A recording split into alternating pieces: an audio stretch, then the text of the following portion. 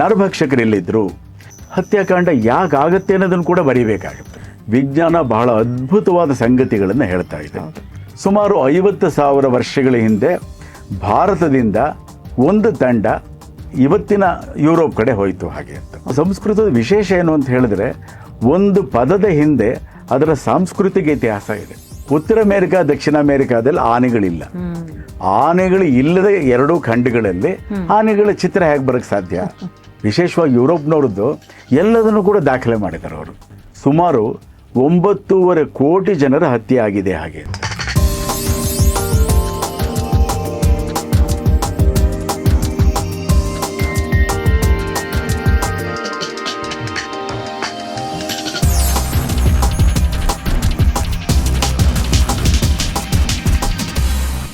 ಲೀಲಾಜಾಲ ವೀಕ್ಷಕರಿಗೆಲ್ಲ ಹೃತ್ಪೂರ್ವಕವಾದಂಥ ವಂದನೆಗಳು ಹಾಗೂ ನಿಮಗೆಲ್ಲ ಆತ್ಮೀಯ ಸ್ವಾಗತ.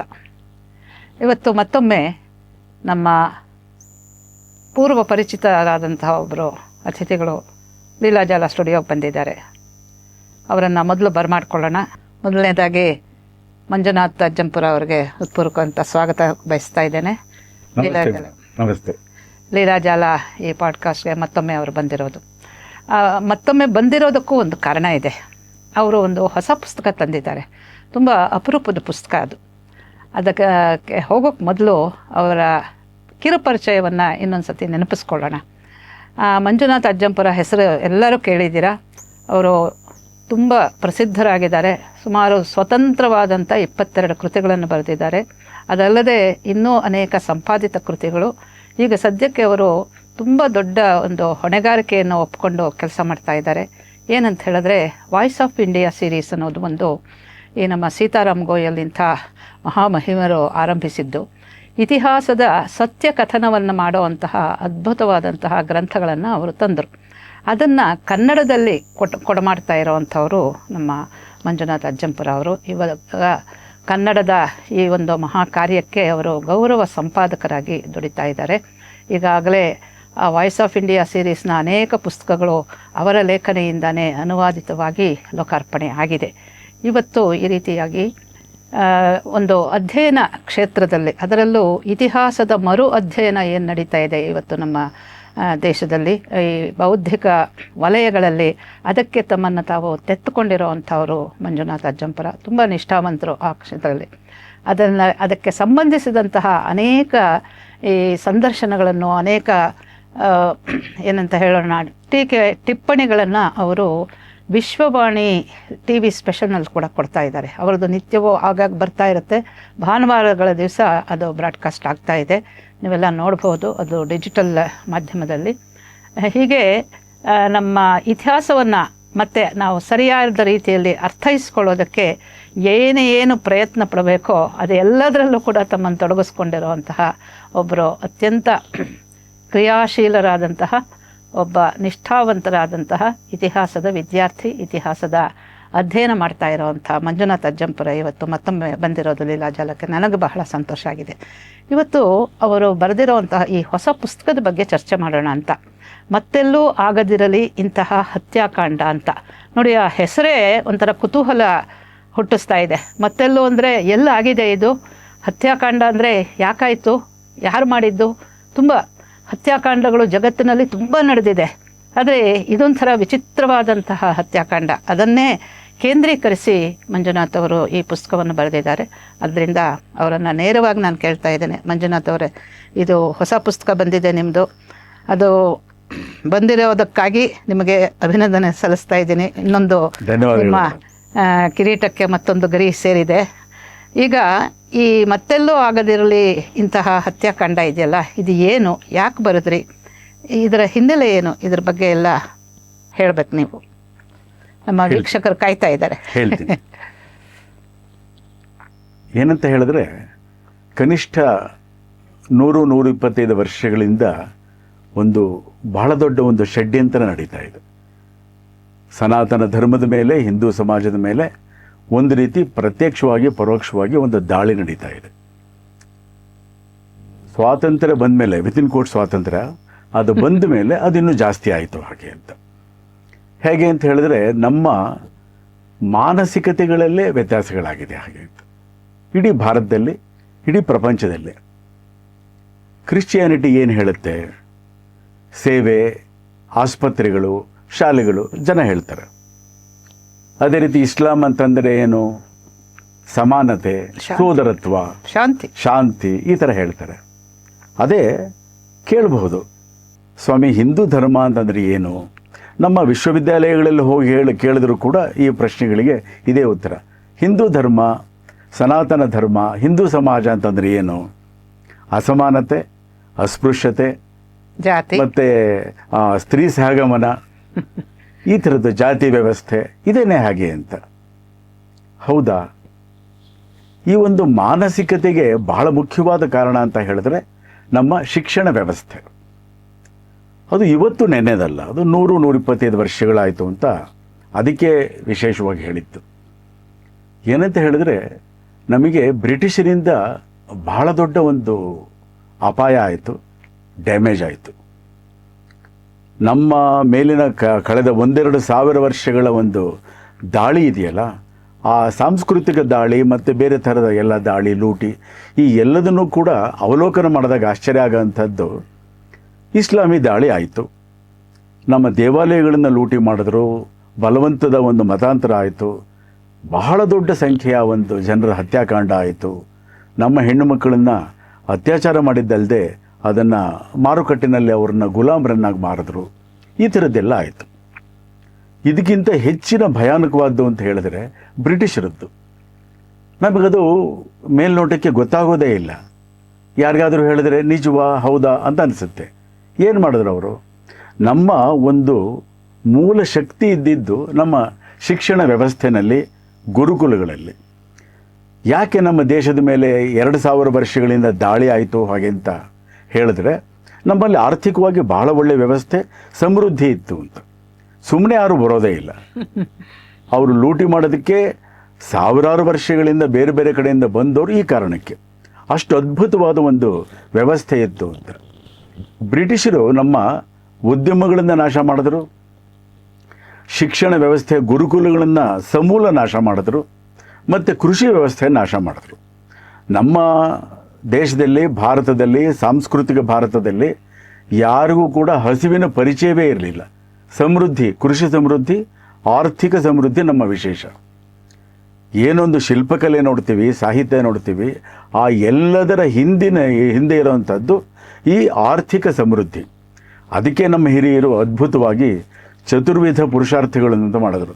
ಅಷ್ಟೇ ಮಹತ್ವ ಇದೆ ಅಂತ. ಮೋಕ್ಷಕ್ಕೆ ಕೊಟ್ಟಿರೋ ಮಹತ್ವ ಕಾಮಕ್ಕೂ ಇದೆ, ಧರ್ಮಕ್ಕೂ ಇದೆ, ಅದೇ ರೀತಿ ಅರ್ಥಕ್ಕೂ ಇದೆ ಹಾಗೆ ಅಂತ. ನಾವು ಎಲ್ಲೋರ ನೋಡಿದಾಗ, ಅಜಂತ ನೋಡಿದಾಗ, ಮತ್ತು ನಮ್ಮ ಬೇಲೂರು ಹಳೆಬೀಡು ನೋಡಿದಾಗ ಗೊತ್ತಾಗುತ್ತೆ. ಅದ್ಭುತವಾದ ಆರ್ಥಿಕ ವ್ಯವಸ್ಥೆ ಇಲ್ಲದೆ ಇವೆಲ್ಲದರ ನಿರ್ಮಾಣ ಸಾಧ್ಯ ಇಲ್ಲ. ಅದ್ಭುತವಾದ ಒಂದು ಸಾಹಿತ್ಯ ನಿರ್ಮಾಣಕ್ಕೆ ಕೂಡ ಆರ್ಥಿಕ ವ್ಯವಸ್ಥೆ ಬೇಕು ಹಾಗೆ ಅಂತ.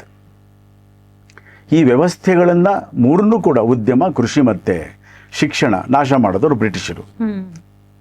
ದುರದೃಷ್ಟಕ್ಕೆ ಏನಾಯಿತು ಅಂತ ಹೇಳಿದ್ರೆ, ಅವರ ನಂತರ ಕೂಡ ಅದೇ ಥರದವರೇ ಅಧಿಕಾರಕ್ಕೆ ಬಂದರು ಹಾಗೆ ಅಂತ. ನೋಡಿ, 1930-40 ದಶಕದಲ್ಲಿ ಏನೊಂದು ಕಮ್ಯುನಿಸಮಿನ ಪ್ರಭಾವ ಇತ್ತು. ಅವರೆಲ್ಲರೂ ಕೂಡ ಗಾಂಧೀಜಿಯವರಿಗೆ ಮತ್ತು ನೆಹರು ಅವರಿಗೆ ತುಂಬ ಕೆಟ್ಟ ಮಾತುಗಳಲ್ಲಿ ಅವ್ರು ಬೈತಾ ಇದ್ರು. ಅವರು ವಿಚಿತ್ರ ಅಂತ ಹೇಳಿದ್ರೆ, ನಮಗೇನು ಒಂದು ರೀತಿಯ ಸ್ವಾತಂತ್ರ್ಯ ಬಂತು. ಆ ಸ್ವಾತಂತ್ರ್ಯ ಬಂದಾಗ ನೆಹರು ಅವರು ಅವರೆಲ್ಲರಿಗೂ ಕೂಡ ಅವಕಾಶ ಕೊಟ್ಟರು. ಕಮ್ಯುನಿಸ್ಟರು ಸಾಮಾನ್ಯವಾಗಿ ಏನಂತ ಹೇಳಿದ್ರೆ, ಕೆಲವರೆಲ್ಲ ಈ ಬೇರೆ ಬೇರೆ ಪಕ್ಷಗಳು ಸೇರಿದಾಗ, ಬೇರೆ ಬೇರೆ ಸಂಘಟನೆಗಳು ಸೇರಿದಾಗ ಅವರೆಲ್ಲ ಏನು ಕೇಳ್ತಾರೆ? ಫಿನಾನ್ಸ್ ಕೇಳ್ತಾರೆ, ಹೋಮ್ ಕೇಳ್ತಾರೆ. ಕಮ್ಯುನಿಸ್ಟರು ನಿಜವಾಗ್ಲೂ ಕೂಡ ಬುದ್ಧಿವಂತರೇನೆ. ಅವರು ಯಾವುದನ್ನೇ ಆಗಲಿ ನಾಶ ಮಾಡೋದು ಹೇಗೆ ಅಂತಂತ ಅವ್ರಿಗೆ ಭಾಳ ಚೆನ್ನಾಗಿ ಗೊತ್ತು. ತಲೆಗೆ ಕೈ ಹಾಕಿದ್ರು. ಅವರು ಈ ಶಿಕ್ಷಣ ಕ್ಷೇತ್ರವನ್ನು ಆರಿಸ್ಕೊಂಡ್ರು. ಅದೆಷ್ಟು ಸಂಸ್ಥೆಗಳಿದೆ ಅಂತ ಹೇಳಿದ್ರೆ ಆಶ್ಚರ್ಯ ಆಗುತ್ತೆ. ಅರುಣ್ ಶೌರಿ ಬರೀತಾರೆ ಅವರ ಎಮಿನೆಂಟ್ ಹಿಸ್ಟಾರಿಯನ್ಸ್ ಅಲ್ಲಿ, ದೆಹಲಿನಲ್ಲಿ ನಾನು ಇಷ್ಟು ವರ್ಷಗಳಿದ್ದೀನಿ, ಇಷ್ಟೊಂದು ಸಂಸ್ಥೆಗಳಿರೋದೇ ಆಶ್ಚರ್ಯ ಹಾಗೆ ಅಂತ. ಎಲ್ಲ ಕಡೆ ಕಮ್ಯುನಿಸ್ಟರು ಕೂತರು. ಹಾಗಾಗಿ ನಮ್ಮ ಮಾನಸಿಕತೆಯಲ್ಲಿ ಬದಲಾವಣೆ ಆಯಿತು. ಯಾರು ನಮ್ಮ ಪಠ್ಯಪುಸ್ತಕಗಳನ್ನು ಬರೆದರು, ಶಾಲಾ ಕಾಲೇಜುಗಳಲ್ಲಿ ಯಾವ ರೀತಿ ಏನೇನು ಇರಬೇಕು ಅನ್ನೋದನ್ನು ಅವರು ನಿರ್ಧಾರ ಮಾಡಿದ್ರು ಅಂತ ಹೇಳಿದ್ರೆ ನಮಗೆ ಯಾವ ರೀತಿಯಲ್ಲೂ ಕೂಡ ನಮ್ಮ ಅಸ್ಮಿತೆಯ ಬಗ್ಗೆ ನಮ್ಮ ಪರಂಪರೆ ಬಗ್ಗೆ ಏನೂ ಒಂದು ಸ್ವಾಭಿಮಾನ ಇರಬಾರ್ದು. ಆ ಥರದ್ದನ್ನು ಮಾಡಿದ್ರು ಅವರು. ಇದು ಬಹಳ ವಿಚಿತ್ರನೇ ಇದು. ಹಾಗಾಗಿ ಯಾವುದೇ ವಿಶ್ವವಿದ್ಯಾಲಯಕ್ಕೆ ಹೋಗಿ, ನೀವು ಪೊಲಿಟಿಕಲ್ ಸೈನ್ಸ್ ಡಿಪಾರ್ಟ್ಮೆಂಟ್ಗೆ ಹೋಗಿ, ಸೋಷಿಯಾಲಜಿಗೆ ಹೋಗಿ, ಇಂಗ್ಲೀಷ್ ಕನ್ನಡ ಹೋಗಿ, ಇತಿಹಾಸಕ್ಕೆ ಹೋಗಿ, ಅವ್ರು ಹೇಳೋಂಥದ್ದು ಈ ಥರದ್ದೇನೆ ಹೇಳ್ತಾರೆ. ಸೋಷಿಯಾಲಜಿ ಕೂಡ ಎಷ್ಟು ವಿಚಿತ್ರ ಅಂತ ಹೇಳಿದ್ರೆ, ನಮ್ಮ ಸಾಮಾಜಿಕ ವ್ಯವಸ್ಥೆ ಹೇಗಿತ್ತು ಅನ್ನೋ ಅಧ್ಯಯನ ಆಗಬೇಕಾದ್ರೆ ಅದು ಯುರೋಪಿನ ಸೋಷಿಯಾಲಜಿನ ಹೇಳುತ್ತೆ. ಹೌದು. ಪೊಲಿಟಿಕಲ್ ಸೈನ್ಸು ಅಷ್ಟೇ. ಯಾರೋ ಒಬ್ಬ ಪಾಶ್ಚಾತ್ಯ ಒಬ್ಬ ತತ್ವಜ್ಞಾನಿ ಅವನ ಅಲ್ಲಿಂದ ಪ್ರಾರಂಭ ಆಗುತ್ತೆ. ನಮ್ಮಲ್ಲಿ ವೇದಗಳ ಕಾಲದಿಂದಲೂ ಕೂಡ, ರಾಮಾಯಣ ಮಹಾಭಾರತಗಳ ಕಾಲದಿಂದಲೂ ಕೂಡ ಅನೇಕ ಸಂಗತಿಗಳಿದೆ. ಈ ವಿಷಯಗಳಲ್ಲಿ ಬರೋದೇ ಇಲ್ಲ. ಬರದ ಹಾಗೆ ನೋಡ್ಕೊಂಡ್ರು. ಅಲಿಗಢದ ಕೆಲವರು ಇಸ್ಲಾಮಿ ವಿದ್ವಾಂಸರಾಗಲಿ, ಮಿಷನರಿಗಳಾಗಲಿ, ಮೆಕಾಲೆವಾದಿಗಳಾಗಲಿ, ಕಮ್ಯುನಿಸ್ಟರಾಗಲಿ, ಇವರೆಲ್ಲರೂ ಕೂಡ ಒಬ್ರಿಗೊಬ್ರಿಗೆ ಆಗದೇ ಇದ್ದರೂ ಕೂಡ ಈ ಒಂದು ವಿಷಯದಲ್ಲಿ ಎಲ್ಲರೂ ಕೂಡ ಸೇರಿ ನಮ್ಮನ್ನು ನಾಶ ಮಾಡೋ ಪ್ರಯತ್ನ ಮಾಡಿದ್ರು. ಈಗಲೂ ಕೂಡ ನಾವು ಎಚ್ಚೆತ್ಕೊಳ್ಳೋವಂಥದ್ದು, ಜಾಗೃತಿ ವಹಿಸುವಂಥದ್ದು ಮತ್ತು ಸರಿಪಡಿಸ್ಕೊಳ್ಳುವಂಥದ್ದು ಈ ಕಾರಣಕ್ಕೆ ಭಾಳ ದೊಡ್ಡ ಸಮಸ್ಯೆ ಆಗಿದೆ. ಏನಾಯಿತು ನೋಡಿ, ಈ ಹತ್ಯಾಕಾಂಡಕ್ಕೆ ಸಂಬಂಧಪಟ್ಟ ಹಾಗೆ ಹೇಳೋದಾದರೆ, ಎಲ್ಲೇ ಆಗಲಿ,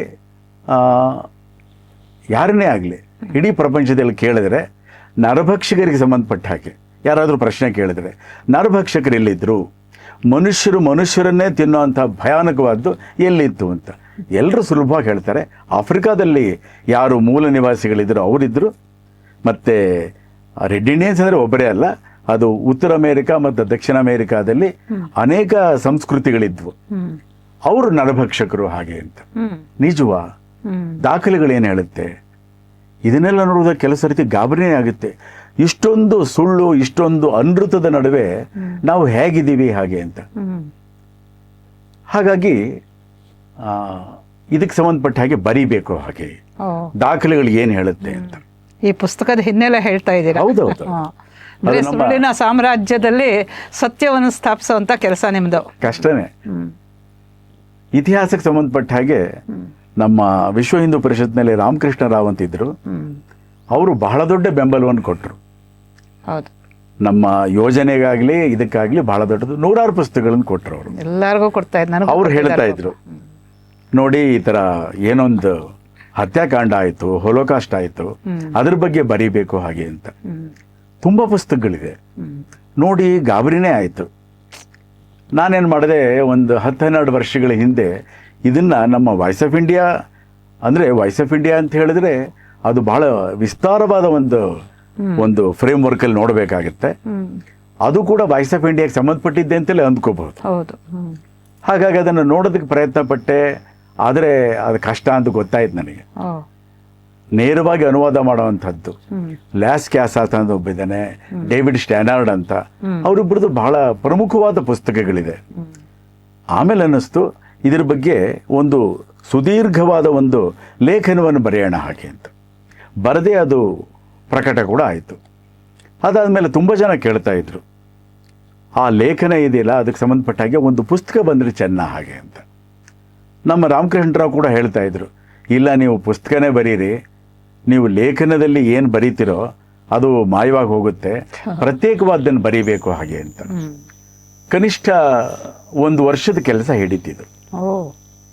ಇದನ್ನ ನಾನು ಹತ್ಯಾಕಾಂಡದ ಏನಾಗುತ್ತೆ ಅಂತ ಹೇಳಿದ್ರೆ, ಹತ್ಯಾಕಾಂಡ ಯಾಕಾಗತ್ತೆ ಅನ್ನೋದನ್ನು ಕೂಡ ಬರೀಬೇಕಾಗುತ್ತೆ. ಬರೀ ಹತ್ಯಾಕಾಂಡದ ವಿಷಯ ಬರೆದ್ರೆ ಅದು ಅಪೂರ್ಣ ಆಗುತ್ತೆ. ಅದು ಹತ್ಯಾಕಾಂಡ ಯಾಕಾಗತ್ತೆ ಮತ್ತು ಯಾಕೆ ಆಗಬಾರದು ಅದನ್ನು ಕೂಡ ಗಮನಿಸಬೇಕು ಹಾಗೆ. ಇದು ಯಾವುದಾದ್ರೂ ಒಂದು ವಿಶಿಷ್ಟ ಹತ್ಯಾಕಾಂಡದ ಬಗ್ಗೆನಾ ಅಥವಾ ಒಟ್ಟು ಹತ್ಯಾಕಾಂಡಗಳ ಬಗ್ಗೆನಾ? ಇದು ಅಮೆರಿಕ, ಉತ್ತರ ಅಮೆರಿಕ, ದಕ್ಷಿಣ ಅಮೆರಿಕಾದಲ್ಲಿ ಏನೊಂದು ಹತ್ಯಾಕಾಂಡ ಆಯಿತು 15, 16, 17, 18ನೇ ಶತಮಾನಗಳಲ್ಲಿ ಅದರ ಒಂದು ಪ್ರಧಾನವಾದ ಭೂಮಿಕೆ ಇದೆ. ಇಲ್ಲಿ ನಾವು ಸ್ವಲ್ಪ ಇತಿಹಾಸದ ಅವಲೋಕನವನ್ನು ಕೂಡ ಮಾಡಬೇಕಾಗುತ್ತೆ. ಏನಂತ ಹೇಳಿದ್ರೆ, ಇತ್ತೀಚೆಗೆ ಕಳೆದ ಒಂದು 20-25 ವರ್ಷಗಳಲ್ಲಿ ವಿಜ್ಞಾನ ಬಹಳ ಅದ್ಭುತವಾದ ಸಂಗತಿಗಳನ್ನು ಹೇಳ್ತಾ ಇದೆ.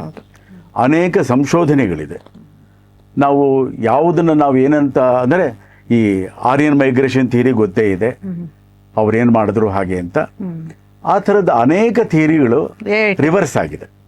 ಆರ್ಯನ್ ಇನ್ವೇಷನ್ ಥಿಯರಿ ಕೂಡ ಅದು ಇದಾಗಿದೆ. ಆ ಥರದ ಅನೇಕ ಸಂಗತಿಗಳು ಅದು ಸುಳ್ಳು ಅಂತ ಗೊತ್ತಾಗಿದೆ. ಅದೇ ಅಷ್ಟಲ್ಲದೆ ಇನ್ನೂ ಅನೇಕ ಸಂಗತಿಗಳು ಗೊತ್ತಾಗಿದೆ. ಅದರಲ್ಲಿ ಒಂದು ಅಂತ ಹೇಳಿದ್ರೆ ವಲಸೆದು. ಅದನ್ನು ನಮ್ಮ ನವರತ್ನ ರಾಜಾರಾಮ್ ಅದನ್ನು ಬಹಳ ಅದ್ಭುತವಾಗಿ ಒಂದು ಸರ್ತಿ ಈ ಪವರ್ ಪಾಯಿಂಟ್ ಪ್ರೆಸೆಂಟೇಷನಲ್ಲಿ ಹೇಳಿದ್ರು ಅದನ್ನು. ಅದರಲ್ಲಿದ್ದ ವಿಷಯಗಳು ಕೂಡ ಬಹಳ ಅದ್ಭುತವಾದ್ದೇನೆ.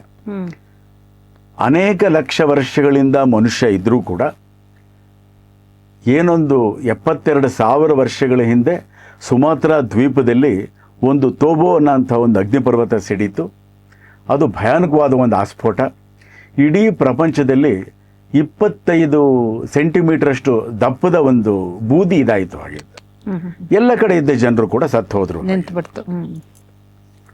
ಮತ್ತು ಅದರ ಹಿಂದಿನ ಅನೇಕ ಅಂದರೆ ಶಿಲಾಲೇಖಗಳು, ಶಿಲಾಬರಹಗಳು, ಶಿಲಾಚಿತ್ರಗಳಿದ್ದರೂ ಕೂಡ ಜೀವ ಸಂತತಿ, ವಿಶೇಷವಾಗಿ ಮನುಷ್ಯ ಸಂತತಿ ನಿರ್ನಾಮ ಆಗೋಯ್ತು. ಅವಾಗ ಉಳಿದವರು ಯಾರು ಅಂತ ಹೇಳಿದ್ರೆ ಆಫ್ರಿಕಾದಲ್ಲಿ ಸುಮಾರು 1,000 ಜನ ಉಳಿದ್ರು ಹಾಗೆ ಅಂತ. ಅವರು ಬೇಟೆಯಿಂದ ಇದರಿಂದ ಎಲ್ಲ ಅಣುಚಳಿಗಾಲ ಅಂತ ಆಗುತ್ತೆ. ಈ ರೀತಿ ಬೂದಿ ಅಥವಾ ಹೊಗೆ ಅಥವಾ ಇದಾದಾಗ ಏನಾಗುತ್ತೆ, ಸೂರ್ಯನ ಬಿಸಿಲು ತಾಕೋದಿಲ್ಲ. ಹಾಗಾಗಿ ಮನುಷ್ಯ ಜೀವಿಸೋದಕ್ಕಾಗೋದಿಲ್ಲ, ಮತ್ತು ಕೃಷಿ ಸಾಧ್ಯ ಆಗೋದಿಲ್ಲ. ಈ ಒಂದು ಹಿನ್ನೆಲೆಯಲ್ಲಿ ಅವರು ಸರ್ವೈವ್ ಆಗಿ ಬದುಕು ಉಳಿದುಬಿಟ್ಟು ಮತ್ತೆ ಆ ರೀತಿ ವಲಸೆ ಅನ್ನೋವಂಥದ್ದು ಪಶು ಪಕ್ಷಿ ಪ್ರಾಣಿ ಎಲ್ಲದರಲ್ಲೂ ಕೂಡ ಇರೋವಂಥದ್ದು, ಮನುಷ್ಯನಿಗೂ ಇರೋವಂಥದ್ದು. ಅವರು ವಲಸೆ ಮಾಡುವಂಥ ಒಂದು ಸ್ಥಿತಿಗೆ ಬರಬೇಕಾದ್ರೆ 16,000 ವರ್ಷಗಳಾಯಿತು. ಸುಮಾರು ತಮ್ಮ ಜಾಗವನ್ನು ಬಿಟ್ಟು, ಮೂಲ ನೆಲೆಯನ್ನು ಬಿಟ್ಟು ಇನ್ನೊಂದು ಕಡೆ ಹೋಗೋದು, ಎಲ್ಲ ಕಡೆ ಇದ್ದೇ ಇದೆ. ನಾವು ಚಿಟ್ಟೆಗಳದ್ದು ಕೇಳ್ತೀವಿ. ಹೇಗೆ ಅಂತ ಹೇಳಿದ್ರೆ ಅನೇಕ ವರ್ಷಗಳಾಗತ್ತೆ ಒಂದು ಕಡೆಯಿಂದ ಇನ್ನೊಂದು ಕಡೆ ಹೋಗುತ್ತೆ, ಅದರ ಸಂತತಿ ಹೋಗುತ್ತೆ. ಆದರೆ ಆ ಜೆನೆಟಿಕ್ ಟ್ರ್ಯಾಕ್ ಅನ್ನಂತ ಇದೆಯಲ್ಲ, ಹೇಗಿದೆ ಅಂತಂದರೆ ಯಾವ ಗುರಿಯನ್ನು ಒಂದು ಇಟ್ಕೊಂಡು ಹೋಗ್ತಾವೋ ಆ ತಲುಪ್ತವೆ ಹಾಗೆ ಅಂತ. ತಲುಪುವಂಥದ್ದು 4 ಅಥವಾ 5ನೇ ಒಂದು ಪೀಳಿಗೆ ಹಾಗೆ ಅಂತ. ಈ ಥರದ್ದು ಬಹಳ ಅದ್ಭುತವಾದ ಸಂಗತಿಗಳಿದೆ. ಹಾಗೆ ಅವರು ಬಂದಿದ್ದೆಲ್ಲಿಗೆ ಅಂತ ಹೇಳಿದ್ರೆ ಭಾರತಕ್ಕೆ. ಆ ಬರೋದಕ್ಕೇನೆ ಅನೇಕ ಸಾವಿರ ವರ್ಷಗಳಾಯಿತು ಹಾಗೆ ಅಂತ. ಏನು ನಮ್ಮ ಮಧ್ಯ ಭಾರತದಲ್ಲಿ ನರ್ಮದಾ ನದಿ ಕಣಿವೆ ಏನಿದೆ ಅಲ್ಲಿಗೆ ಬಂದರು ಹಾಗೆ ಅಂತ. ಅಲ್ಲಿಗೆ ಬಂದು ಆಫ್ರಿಕಾ ಉಳಿದ ಹೌದು ಆಫ್ರಿಕಾ ಅಲ್ಲಿಂದ ಬಂದ್ರು ಅವರು ಹಾಗೆ ಅಂತ. ಇಲ್ಲಿ ವಿಶೇಷವಾದ ನದಿಗಳು, ಮಣ್ಣು ಇವೆಲ್ಲ ಇರೋದ್ರಿಂದ ಕೃಷಿ ಬಹಳ ಅದ್ಭುತವಾಗಿರುತ್ತೆ. ಪ್ರಾಣಿ ಸಂಪತ್ತು ಎಲ್ಲ ಕಾರಣಗಳಿಂದ ಅವ್ರೇನು ಮಾಡಿದ್ರು, ಹೌದು ಮನುಷ್ಯನಿಗೆ ಆಹಾರ ಸುಲಭವಾಗಿ ಬದುಕುತ್ತೆ. ಹೌದೌದು. ಹಾಗೆ ಅಲ್ಲಿಂದ ಪ್ರಾರಂಭ ಆದ್ದು. ಸುಮಾರು 60,000 ವರ್ಷಗಳ ನಂತರ ಪ್ರಾರಂಭವಾದ ಒಂದು ನಾಗರಿಕತೆಯ ಕಥೆ ಏನಿದೆ ಅದರಲ್ಲಿ ನಿಧಾನವಾಗಿ ಮತ್ತೆ ವಲಸೆಗಳೆಲ್ಲ ಪ್ರಾರಂಭ ಆದವು. ಸುಮಾರು 50,000 ವರ್ಷಗಳ ಹಿಂದೆ ಭಾರತದಿಂದ ಒಂದು ತಂಡ ಇವತ್ತಿನ ಯುರೋಪ್ ಕಡೆ ಹೋಯಿತು ಹಾಗೆ ಅಂತ. ನಂತರದ ಅನೇಕ ವರ್ಷಗಳಲ್ಲಿ ಅದು ಚೀನಾ ಕಡೆ, ರಷ್ಯಾ ಕಡೆ ಹೀಗೆ ಹೋಯಿತು ಹಾಗೆ ಅಂತ. ಇಲ್ಲಿ ಇನ್ನೊಂದನ್ನು ನಾವು ಗಮನಿಸಬೇಕು. ಸಾಮಾನ್ಯವಾಗಿ ನಾಗರಿಕತೆ ಒಂದೇ ಒಂದು ಈ ಟಿ ಹೇಳಿದ್ವಲ್ಲ, ಎಲ್ಲಿಂದನೋ ಇಲ್ಲಿಗೆ ಬಂದ್ರು ಅಂತ ನೀವು ಇವತ್ತು ಹೇಳ್ತಾ ಇದ್ದೀರಾ, ಇಲ್ಲಿಂದ ಅಲ್ಲಿಗೆ ಹೋದ್ರು. ಈಗ ಅದು ನಿಶ್ಚಿತವಾಗಿದೆ, ಅದು ಸಿದ್ಧವಾಗಿದೆ, ಪ್ರಮಾಣೀಕೃತವಾಗಿದೆ. ಅದನ್ನ ಸ್ಪಷ್ಟಪಡಿಸ್ಕೊಳ್ಳೋಣ. ಹೌದೌದು. ಏನಂತ ಹೇಳಿದ್ರೆ ನಮ್ಮ ಇತಿಹಾಸದ ಪುಸ್ತಕಗಳಲ್ಲಿ ಎಲ್ಲದನ್ನೂ ಕೂಡ ಉದ್ದೇಶಪೂರ್ವಕವಾಗಿ ತಪ್ಪುಗಳನ್ನು ಬರೆದ್ರು. ನಮ್ಮ ಯೂನಿವರ್ಸಿಟಿ ಸ್ನೇಹಿತರು ಹೇಳ್ತಾ ಇದ್ರು, ರಾಮಾಯಣ ಅನ್ನೋವಂಥದ್ದು ನಾನು ಹಿಮಾಲಯ ನೋಡಿದ್ದೀನಿ, ಈ ಬದಿರಿನಲ್ಲಿ ಗುಹೆಗಳನ್ನು ನೋಡಿದ್ದೀನಿ, ಈ ಥರದ್ದನ್ನು ಹೇಳಿದ್ರೆ ಇಲ್ಲವೇ ಇಲ್ಲ ರೀ. ಸುಮಾರು 500 ವರ್ಷಗಳ ಹಿಂದೆ ಇದನ್ನ ಪ್ರಾರಂಭ ಮಾಡಿದ್ರು, ಯಾರ್ಯಾರೋ ಏನೇನೋ ಸೇರಿಸಿದ್ರು ಹಾಗೆ. ಸ್ವಾಮಿ, 500 ವರ್ಷಗಳ ಹಿಂದೆ ಯಾವುದೇ ಒಂದು ಸಾಹಿತ್ಯ ರಚನೆ ಆಗುವಂಥ ವಾತಾವರಣ ಇರಲಿಲ್ಲ. ಆಗ ಇಸ್ಲಾಮಿನ ದಾಳಿ ಮತ್ತು ಇಸ್ಲಾಮಿನ ಕ್ರೂರ ಆಡಳಿತ ಇದ್ದಿದ್ದರಿಂದ ಸಾಧ್ಯ ಆಗಲಿಲ್ಲ ಅಂತಂದರೆ ನಗ್ತಾ ಇದ್ರು ಅವರು. 500 ವರ್ಷದ ಹಿಂದೆ ರಾಮಚರಿತ ಮಾನಸ ಬಂತು, ನಾಟ್ ವಾಲ್ಮೀಕಿ ರಾಮಾಯಣ. ಹೀಗೆ ಈ ವಲಸಿಗಳು ಹೋದಾಗ ಒಂದು ವಿಶೇಷ ಏನು ಅಂತ ಹೇಳಿದ್ರೆ, ನವರತ್ನ ರಾಜನ ಬಹಳ ಅದ್ಭುತವಾದ್ದನ್ನು ಹೇಳಿದ್ರು. ನಮ್ಮ ಸಂಸ್ಕೃತಿ ಹುಟ್ಟಿದ್ದು ದಕ್ಷಿಣ ಭಾರತದ ಸಮುದ್ರ ತೀರದಲ್ಲಿ ಹಾಗೆ ಅಂತ. ಅಂದರೆ ಸಿಂಧೂ ನದಿ ನಾಗರಿಕತೆ, ಸರಸ್ವತಿ ನದಿ ನಾಗರಿಕತೆ ಅಂತ ಯಾವ್ದು ಹೇಳ್ತೀವೋ ಅದಕ್ಕಿಂತ ಅನೇಕ ಸಾವಿರ ವರ್ಷಗಳ ಮುಂಚೆ ಹಾಗೆ ಅಂತ. ಇಲ್ಲೇ ದ್ರಾವಿಡ ಇದರಲ್ಲಿತ್ತು ಅಂತ. ದಕ್ಷಿಣ ಭಾರತದಲ್ಲಿ ವಿಶೇಷವಾಗಿ ಇದಕ್ಕೆ ಅಂತ. ಹಾಗಾಗಿ ವೇದಗಳಲ್ಲಿ ಅದರಲ್ಲೂ ವಿಶೇಷವಾಗಿ ಋಗ್ವೇದದಲ್ಲಿ ಮೊದಲು ಬರುವಂತಹ ದೇವತೆ ವರುಣ ಹಾಗೆ ಅಂತ. ಆಮೇಲೆ ಋಗ್ವೇದದ ಇದರಲ್ಲಿ 32 ರೀತಿಯ ಹಡಗುಗಳು ಬರುತ್ತೆ ಹಾಗೆ ಅಂತ. ಅಂದರೆ ಒಳ್ಳೆ ಹಡಗುಗಳು ಬರುತ್ತೆ, ಕೆಲವು ಹಡಗುಗಳಲ್ಲಿ ಆ ಯಶಸ್ಸಿನ ಪಾತ್ರ ಕಡಿಮೆ ಇರುತ್ತೆ, ಈ ಥರದ್ದು ಇರುತ್ತೆ ಹಾಗೆ ಅಂತ. ಹೀಗೆ ಅನೇಕ ಅದ್ಭುತವಾದ ಸಂಗತಿಗಳನ್ನು ಅವ್ರು ಹೇಳಿದ್ರು. ಭಾಷೆ ಬಗ್ಗೆ ಕೂಡ ಹೇಳಿದ್ರು. ನೋಡಿ, ಗೌಡ ಅಂತ ಹೇಳಿದ್ರೆ ಜಾತಿ ಅಲ್ಲ, ಅದು ಉತ್ತರ ಭಾರತ ಹಾಗೆ ಅಂತ. ದ್ರಾವಿಡ ಅನ್ನೋವಂಥದ್ದು ಅದು ಕೂಡ ಅಷ್ಟೇನೆ, ಗುಡ ಹೆಚ್ಚಿಗೆ ಬೆಳೆಯುವಂತ ಜಾಗ ಪೂರ್ವ ಭಾರತ, ಗೌಡ ದೇಶ. ಜನಾಂಗ ಅನ್ನೋವಂಥದ್ದಲ್ಲ ದ್ರಾವಿಡ ಅನ್ನೋವಂಥದ್ದು, ಪ್ರದೇಶ ದಕ್ಷಿಣ ಭಾರತ ಹಾಗೆ ಅಂತ. ಆಮೇಲೆ 20, 30, 40 ಸಾವಿರ ವರ್ಷಗಳ ಹಿಂದೆನೆ ಜನಭಾಷೆಗಳೆಲ್ಲ ಹುಟ್ಟಿದ್ವು ಹಾಗೆ ಅಂತ. ಹಾಗಾಗಿ ಆ ಎಲ್ಲ ಭಾಷೆಗಳು ಕೂಡ ಸಂಸ್ಕಾರಗೊಂಡು ಸಂಸ್ಕೃತ ಆಯಿತು ಹಾಗೆ ಅಂತ. ಸಂಸ್ಕೃತ ಎಷ್ಟು ಅದ್ಭುತವಾದ್ದು ಅಂತ ನಾನು ನಿಮಗೆ ಹೇಳಬೇಕಾದಿಲ್ಲ, ನೀವೇ ನನಗೆ ಹೇಳಬಹುದು. ಅದು ಎಲ್ಲ ಭಾರತೀಯ ಭಾಷೆಗಳಿಗೆ ತಾಯಿನೂ ಹೌದು, ಮಗಳೂ ಹೌದು. ಆದರೆ ಒಂದು ಸಂಸ್ಕೃತದ ವಿಶೇಷ ಏನು ಅಂತ ಹೇಳಿದ್ರೆ, ಒಂದು ಪದದ ಹಿಂದೆ ಅದರ ಸಾಂಸ್ಕೃತಿಕ ಇತಿಹಾಸ ಇದೆ, ಸಾಮಾಜಿಕ ಇತಿಹಾಸ ಇದೆ. ಇದು ಅದ್ಭುತ. ಇದು ಪ್ರಾಯಶಃ ಬೇರೆ ಯಾವ ಭಾಷೆನಲ್ಲೂ ಕೂಡ ಇಷ್ಟೊಂದು ವಿಶೇಷವಾದಿರೋದಿಲ್ಲ. ಒಂದು ಪದ ತಗೊಂಡ್ರೆ ಆಶ್ಚರ್ಯ ಆಗುತ್ತೆ. ಅದು ಧನ, ಧನಿ, ದಣಿ ಯಾವುದೇ ಆಗಬಹುದು, ಗೋವು ಆಗಬಹುದು, ಈ ಥರದ್ದು ಅನೇಕ ಸಂಗತಿಗಳಿದೆ. ಅದರ ಹಿಂದೆ 10, 20, 30 ಸಾವಿರ ವರ್ಷಗಳ ಒಂದು ಇತಿಹಾಸನೇ ಇದೆ ಅದರಲ್ಲಿ ಹಾಗೆ ಅಂತ. ಇವತ್ತು ಕೂಡ ಉತ್ತರ ಅಮೇರಿಕಾ, ದಕ್ಷಿಣ ಅಮೇರಿಕಾದ ಎಡಭಾಗದಲ್ಲಿ, ಅಂದರೆ ಪಶ್ಚಿಮ ಭಾಗದಲ್ಲಿ ಎಲ್ಲಿ ಪೆಸಿಫಿಕ್ ಇದೆಯೋ ಆ ಪೆಸಿಫಿಕ್ ಸಾಗರದ ಪಕ್ಕದಲ್ಲಿ ಉದ್ದಕ್ಕೂ ಕೂಡ 16,000 ಕಿಲೋಮೀಟರ್ ದೂರದಲ್ಲಿ ಈ ರೀತಿ ಅನೇಕ ದಾಖಲೆಗಳು, ಸಾಕ್ಷ್ಯಾಧಾರಗಳು ಸಿಗ್ತಾ ಹೋಗುತ್ತವೆ. ಅದೆಲ್ಲದೂ ಕೂಡ ಇಲ್ಲಿಂದ ಅಲ್ಲಿಗೆ ವಲಸೆ ಹೋಗಿರೋದಕ್ಕೆ ಅದ್ಭುತವಾದ ಒಂದು ಸಾಕ್ಷ್ಯಾಧಾರಗಳದು ಕೊಡುತ್ತೆ. ಇನ್ನೊಂದೇನು ಹೇಳಿದ್ದಾರೆ ಅವರು ಅಂತ ಹೇಳಿದ್ರೆ, ವಿಜ್ಞಾನಿಗಳು ಸುಮಾರು 14,000 ವರ್ಷಗಳ ಹಿಂದೆ ರಾಮಾಯಣ ನಡೀತು ಹಾಗೆ ಅಂತ, 7,000 ವರ್ಷಗಳ ಹಿಂದೆ ಮಹಾಭಾರತ ನಡೀತು ಹಾಗೆ ಅಂತ. ಇಲ್ಲಿಂದ ಹೋದವ್ರು ಏನು ಮಾಡಿದ್ರು, ಅಲ್ಲಿ ಉತ್ತರ ಅಮೇರಿಕಾ, ದಕ್ಷಿಣ ಅಮೇರಿಕಾದಲ್ಲಿ ಅನೇಕ ಈ ಹತ್ಯಾಕಾಂಡದ ಹಿನ್ನೆಲೆ ಹೇಳ್ತಾ ಇದ್ದೀರಾ, ಇನ್ನು ಅದಕ್ಕೆ ಬಂದಿಲ್ಲ. ಹೌದು, ದೊಡ್ಡದಾಗಿದೆ, ಸಾವಿರಾರು ವರ್ಷಗಳ ಇತಿಹಾಸ ಅದಕ್ಕೆ. ಹೌದೌದು. ಅವರು ಭಾರತದವರೇ ಅನ್ನೋದಕ್ಕೆ ಅನೇಕ ಸಾಕ್ಷ್ಯಾಧಾರಗಳು ಸಿಕ್ಕುತ್ತೆ, ಅದನ್ನ ಒದಗಿಸ್ತಾ ಇದ್ದೀರಾ. ನಮ್ಮ ಪರಂಪರೆಯಲ್ಲಿ ಏನಿದೆ, ಅತಿಥಿ ದೇವೋ ಭವ ಅಂತಿದೆ. ಯಾರೇ ಬರಲಿ ಅವ್ರನ್ನ ನಾವು ದೇವರ ಥರ ಕಾಣ್ತೀವಿ. ಆಮೇಲೆ ನಮ್ಮಲ್ಲಿ ವಚನಗಳೇನಂತ ಹೇಳುತ್ತೆ, ತನ್ನಂತೆ ಪರರ ಬಗೆದೊಡೆ ಅಂತ. ಆದರೆ ಇದರಲ್ಲೊಂದು ಅಪಾಯ ಇದೆ, ನಮ್ಮ ಪೂರ್ವಿಕರಿಗೆ ಗೊತ್ತಾಗಲಿಲ್ಲ. ಅದು ಏನು ಅಪಾಯ ಇದೆ ಅಂತ ಹೇಳಿದ್ರೆ, ಶತ್ರುಗಳನ್ನು ನಾವು ಸರಿಯಾಗಿ ಅರ್ಥ ಮಾಡಿಕೊಳ್ಳಿಲ್ಲ. ನಮ್ಮ ಪರಂಪರೆಯಲ್ಲಿ ಭಗವಾನ್ ಶ್ರೀಕೃಷ್ಣ ಮತ್ತು ಆಚಾರ್ಯ ಚಾಣಕ್ಯರು ಅದ್ಭುತವಾಗಿ ಅರ್ಥ ಮಾಡ್ಕೊಂಡ್ರು. ಅವ್ರಿಗೆ ಆತ್ಮಬೋಧೆನೂ ಇತ್ತು, ಶತ್ರುಬೋಧೆನೂ ಇತ್ತು. ನೋಡಿ, ಉತ್ತರ ಅಮೇರಿಕಾ, ದಕ್ಷಿಣ ಅಮೇರಿಕಾದಲ್ಲಿ ಹೇಗಿತ್ತು ಜನ ಅಂತ ಹೇಳಿದ್ರೆ, ಅವರು ಪೂರ್ತಿ ಭಾರತೀಯರ ಥರನೇ ಇದ್ರು. ಕೃಷಿ, ಅಚ್ಚುಕಟ್ಟಾದ ವ್ಯವಸ್ಥೆ. ಇವ್ರು ಹೋಗೋಕ್ ಮೊದಲು ಅಲ್ಲಿದ್ದವರು ಇಲ್ಲ, ನಮ್ಮವರೇ ಹೋಗಿದ್ದಲ್ಲಿ. ಇವ್ರು ಹೋಗಿ ನೆಲೆಸಿದ್ದು ಅಲ್ಲಿ ಹೋಗಿ ನೆಲೆಸಿದ್ರು. ಆದರೆ ಪ್ರಾಕೃತಿಕ ಕಾರಣಗಳಿಂದ ಏನಾಯ್ತು ಅಂತ ಹೇಳಿದ್ರೆ, ಕನಿಷ್ಠ 10-15 ಸಾವಿರ ವರ್ಷಗಳ ಹಿಂದೆ ಹೋದ್ರಲ್ಲ ಅವರು, ಆಮೇಲೆ ಸಂಪರ್ಕ ಕಡಿದೋಯ್ತು. ಅಲ್ಲ, ಈಗ ನೀವು ಹೇಳ್ತಾ ಇದ್ರೆ ಇಲ್ಲಿಂದ ಹೋದ್ರು ಅಂತ. ಇವರು ಹೋದಾಗ ಅಲ್ಲಿ ಜನ ಇದ್ರ ಇಲ್ವಾ? ಇಲ್ಲ, ಇವರೇ ಹೋಗಿದ್ದು. ಇವರೇ ಮೊದಲು ಇವರೇ ಹೋಗಿದ್ದು, ಇವರೇ ನೆಲೆಸಿದ್ದು, ಇವರೇ ಅಲ್ಲಿ ಮೂಲ ನಿವಾಸಿಗಳು. ಭಾರತೀಯ ಮೂಲದವರೇ ಹೋಗಿ ಅಲ್ಲಿ ನೆಲೆಸಿದ್ರು. ಅಲ್ಲಿ ಕೃಷಿ ಇದೆ, ಇದಾಯ್ತು. ಮತ್ತೆ ಬಹಳ ದೊಡ್ಡದಿದೆ ಉತ್ತರ ಅಮೇರಿಕಾ, ದಕ್ಷಿಣ ಅಮೇರಿಕಾ ಬಹಳ ದೊಡ್ಡದಿದೆ. ಅಲ್ಲಿ ಒಂದೇ ಥರದ ನಾಗರಿಕತೆ, ಸಂಸ್ಕೃತಿಗಳನ್ನ ನೋಡೋದಿಲ್ಲ, ನೂರಾರು ಥರದ್ದು. ಭಾರತದ ವೈಶಿಷ್ಟ್ಯ ಅದೇನೆ. ಒಂದು ಚಿಕ್ಕ ಒಂದು ಫ್ರೇಮ್ ವರ್ಕ್ ಅಲ್ಲಿ ಆಗೋದೇ ಇಲ್ಲ, ಬಹಳ ದೊಡ್ಡದದು, ಅಷ್ಟು ವೈವಿಧ್ಯ. ಅದಕ್ಕೆ ಕುಂಭಮೇಳನೇ ನಾವು ಉದಾಹರಣೆ ಕೊಡಬಹುದು. ಕುಂಭಮೇಳ ಎಷ್ಟು ವೈವಿಧ್ಯ ಇದೆಯೋ ಅದು ನಿಜವಾದ ಭಾರತೀಯ ಸಂಸ್ಕೃತಿ ಹಾಗೆ. ಅದೇ ರೀತಿ ಅಲ್ಲಿ ಮಯನ್ ಸಂಸ್ಕೃತಿ ಆಗಲಿ, ಅಜಟೆಕ್ ಸಂಸ್ಕೃತಿ ಆಗಲಿ, ಅಷ್ಟೇ. ಇನ್ಕಾ ಸಂಸ್ಕೃತಿ ಆಗಲಿ, ಈ ಎಲ್ಲದೂ ಕೂಡ ಭಾರತೀಯ ಮೂಲದ ಸಂಸ್ಕೃತಿಗೆ ಹತ್ತಿರ ಇದೆ, ಗೊತ್ತಾಗುತ್ತೆ ಹೀಗೆ ಅಂತ.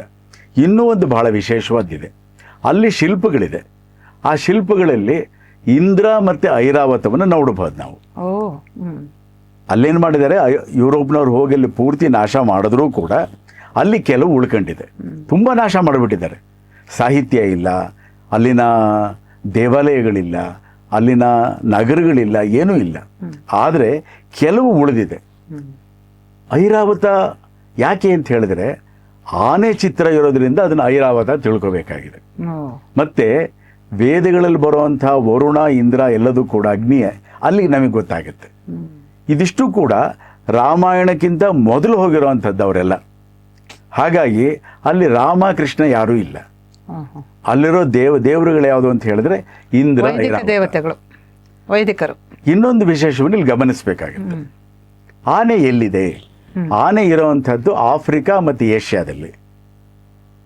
ಉತ್ತರ ಅಮೇರಿಕಾ, ದಕ್ಷಿಣ ಅಮೇರಿಕಾದಲ್ಲಿ ಆನೆಗಳಿಲ್ಲ. ಆನೆಗಳು ಇಲ್ಲದೆ ಎರಡೂ ಖಂಡಗಳಲ್ಲಿ ಆನೆಗಳ ಚಿತ್ರ ಹೇಗೆ ಬರಕ್ಕೆ ಸಾಧ್ಯ?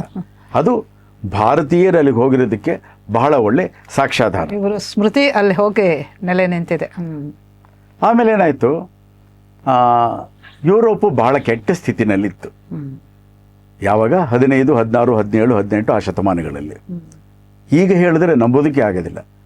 ನಾನು ಈ ಮತ್ತೆಲ್ಲೂ ಆಗದಿರಲಿ ಇಂತಹ ಹತ್ಯಾಕಾಂಡ ಈ ಕೃತಿನಲ್ಲಿ 90ಕ್ಕಿಂತ ಹೆಚ್ಚಿನ ಕೃತಿಗಳ ಉಲ್ಲೇಖಗಳನ್ನು ಮಾಡಿದ್ದೀನಿ. ಹೇಗಿತ್ತು ಅಂತ ಹೇಳಿದ್ರೆ ನೋಡಿ, ಇಲ್ಲಿ ಇನ್ನೊಂದನ್ನು ಹೇಳಬೇಕಾಗತ್ತೆ. ಭಾರತ ಹೇಗಿತ್ತು? ನಮ್ಮಲ್ಲೇನಾಯಿತು ಅಂತ ಹೇಳಿದ್ರೆ ಎಲ್ಲ ರೀತಿಯ ಸಾಹಿತ್ಯವನ್ನು, ದೇವಾಲಯಗಳನ್ನು ನಾಶ ಮಾಡಿದ್ರು. ಲಕ್ಷ ಲಕ್ಷ ಗ್ರಂಥಗಳನ್ನು ಸುಟ್ಟು ಹಾಕಿದ್ರು. ನಳಂದ ಒಂದೇ ಕಡೆ 90 ಲಕ್ಷ ಗ್ರಂಥಗಳನ್ನು ಸುಟ್ಟು ಹಾಕಿರೋದಕ್ಕೆ ದಾಖಲೆಗಳಿದೆ. ಮತ್ತು ಬೇರೆ ವಿಶ್ವವಿದ್ಯಾಲಯಗಳಲ್ಲಿ ಕೂಡ ಇದೇ ರೀತಿ ಆಗಿದೆ. ನಮ್ಮಲ್ಲಿ ಕೂಡ ಉಳಿದಿರುವಂಥದ್ದು ಕಡಿಮೆ ಇದೆ. ಆದರೆ ಇಲ್ಲಿ ನಾವು ಗಮನಿಸಬೇಕಾದ ಏನಂತ ಹೇಳಿದ್ರೆ, ಭಾರತ ಹೇಗಿತ್ತು ಅಂತ ಇದು ಮಾಡಿದಾಗ ನಮಗೆ ಈಗ ಅನೇಕ ದಾಖಲೆಗಳು ಫ್ರಾನ್ಸ್ನವ್ರು ಯಾರೋ ಬರೆದಿಟ್ಟಿರ್ತಾರೆ, ಅದೇ ರೀತಿ ಚೀನಾದವರು ಇವ್ರದ್ದು ಬರೆದಿಟ್ಟಿರ್ತಾರೆ. ನಮಗೆ ಭಾರತ ಮತ್ತು ಚೀನಾಗೆ ಅನೇಕ ಸಾವಿರ ವರ್ಷಗಳ ಸ್ನೇಹ ಸಂಬಂಧ. ಅದು ಕಮ್ಯುನಿಸ್ಟ್ ಚೀನಾ ಆದಮೇಲೆ ಭಾರತದ ಶತ್ರು ಆಗಿದೆ. ಇವತ್ತು ಕೂಡ ಭಾರತವನ್ನು ನಾಶ ಮಾಡೋದು ಹೇಗೆ ಅಂತಲೇ ಅದು ಮಾಡ್ತಾ ಇರೋವಂಥದ್ದು. ಏನು ಜನರಲ್ ರಾವತ್ ಹೇಳಿದ್ರು 2 ಎಂಡ್ ಆಫ್ ಫ್ರೆಂಡ್ಸ್ ಅಂತ, ಅದರಲ್ಲಿ ಪಾಕಿಸ್ತಾನ, ಚೀನಾ ಇರೋದು ಯಾತಕ್ಕೆ ಅಂತ ಹೇಳಿದ್ರೆ ಈ ಕಾರಣಕ್ಕೆ.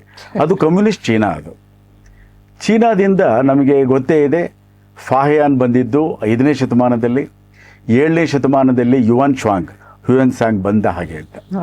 ಅವರಿಬ್ಬರು ಬರೆದಿರೋದ್ರಲ್ಲಿ ಬಹಳ ಅದ್ಭುತವಾದ ಸಂಗತಿಗಳಿದೆ ಭಾರತದ ಬಗ್ಗೆ. ನಮ್ಮಲ್ಲೆಲ್ಲ ಆರೋಗ್ಯವಾಗಿದ್ದರು ಅಂತ. ನಮ್ಮಲ್ಲಿ ಎಲ್ಲ ಅನಾರೋಗ್ಯ ಇದ್ದಿದ್ರೆ, ಕಾಯಿಲೆಗಳಿದ್ದಿದ್ರೆ ಅವರು ದಾಖಲೆ ಮಾಡ್ತಾ ಇದ್ರು. ಜಾತಿ ವ್ಯವಸ್ಥೆ ಅತ್ಯಂತ ಅವಮಾನಕರವಾದ ಒಂದು ಜಾತಿ ವ್ಯವಸ್ಥೆ ಏನಿದೆ ಅದು ಅವರ ಒಂದು ಚಿತ್ರಣದಲ್ಲಿ ಕಾಣೋದೇ ಇಲ್ಲ. ವಿಶೇಷವಾಗಿ ಫಾಹಿಯಾನ್ ಹೇಳ್ತಾನೆ, ಒಂದು ಫುಟ್ ನೋಟಲ್ಲಿ ಬರುತ್ತೆ, ಒಬ್ಬ ಚಂಡಾಲ ಕೂಡ ಪ್ರೀಸ್ಟ್ ಆಗಬಹುದಾಗಿತ್ತು ಹಾಗೆ ಅಂತ. ಆ ಜಾತಿ ವ್ಯವಸ್ಥೆ ಇಲ್ಲದೇ ಇದ್ದಿದ್ದರಿಂದ ಜಾತಿ ವ್ಯವಸ್ಥೆ ಬಗ್ಗೆ ಅಲ್ಲಿ ಇರೋದಿಲ್ಲ. ಅಲ್ಲಿದ್ದು ಆ ಕಾಲದಲ್ಲಿದ್ದು ನಮ್ಮಲ್ಲಿದ್ದು ವರ್ಣಾಶ್ರಮ ವ್ಯವಸ್ಥೆ ಅನ್ನೋದಕ್ಕೆ ಫಾಹಿಯಾನ್ ಬಹಳ ಒಳ್ಳೆಯ ಒಂದು ಪುರಾವೆಯನ್ನು ಕೊಡ್ತಾನೆ. ಅಲ್ಲಿ ನಾವು ಗಮನಿಸಬೇಕಾದ್ದು ಅಂತ ಹೇಳಿದ್ರೆ, ಯುವಾನ್ ಚಾಂಗ್ ಕೂಡ ಬಹಳ ಅನೇಕ ಸಾವಿರ ಕಿಲೋಮೀಟರ್ ಓಡಾಡ್ತಾನೆ. ಅವನು ದಕ್ಷಿಣ ಭಾರತಕ್ಕೂ ಬರ್ತಾನೆ, ಕರ್ನಾಟಕಕ್ಕೂ ಬರ್ತಾನೆ. ಅವನ ಒಂದು ಪ್ರಯಾಣದಲ್ಲಿ ಕೂಡ ಈ ಅನಾರೋಗ್ಯದ್ದು ಕಾಣೋದಿಲ್ಲ, ನಮಗೆ ಕಾಯಿಲೆಗಳದ್ದು ಕಾಣೋದಿಲ್ಲ. ಇದರ ಮೂಲ ಎಲ್ಲಿ ಅಂತ ನೋಡಿದಾಗ ಅದರ ಅನೇಕ ಒಂದು ಉಲ್ಲೇಖಗಳನ್ನು ಕೂಡ ಮಾಡಿದ್ದೀನಿ ನಾನು. ಸ್ಪೇನ್ ಆಗಬಹುದು, ಫ್ರಾನ್ಸ್ ಆಗಬಹುದು, ಇಂಗ್ಲೆಂಡ್ ಆಗಬಹುದು, ಯುರೋಪಿನ ಬಹುಭಾಗ ಅನಾರೋಗ್ಯಕರ ಸ್ಥಿತಿನಲ್ಲಿತ್ತು.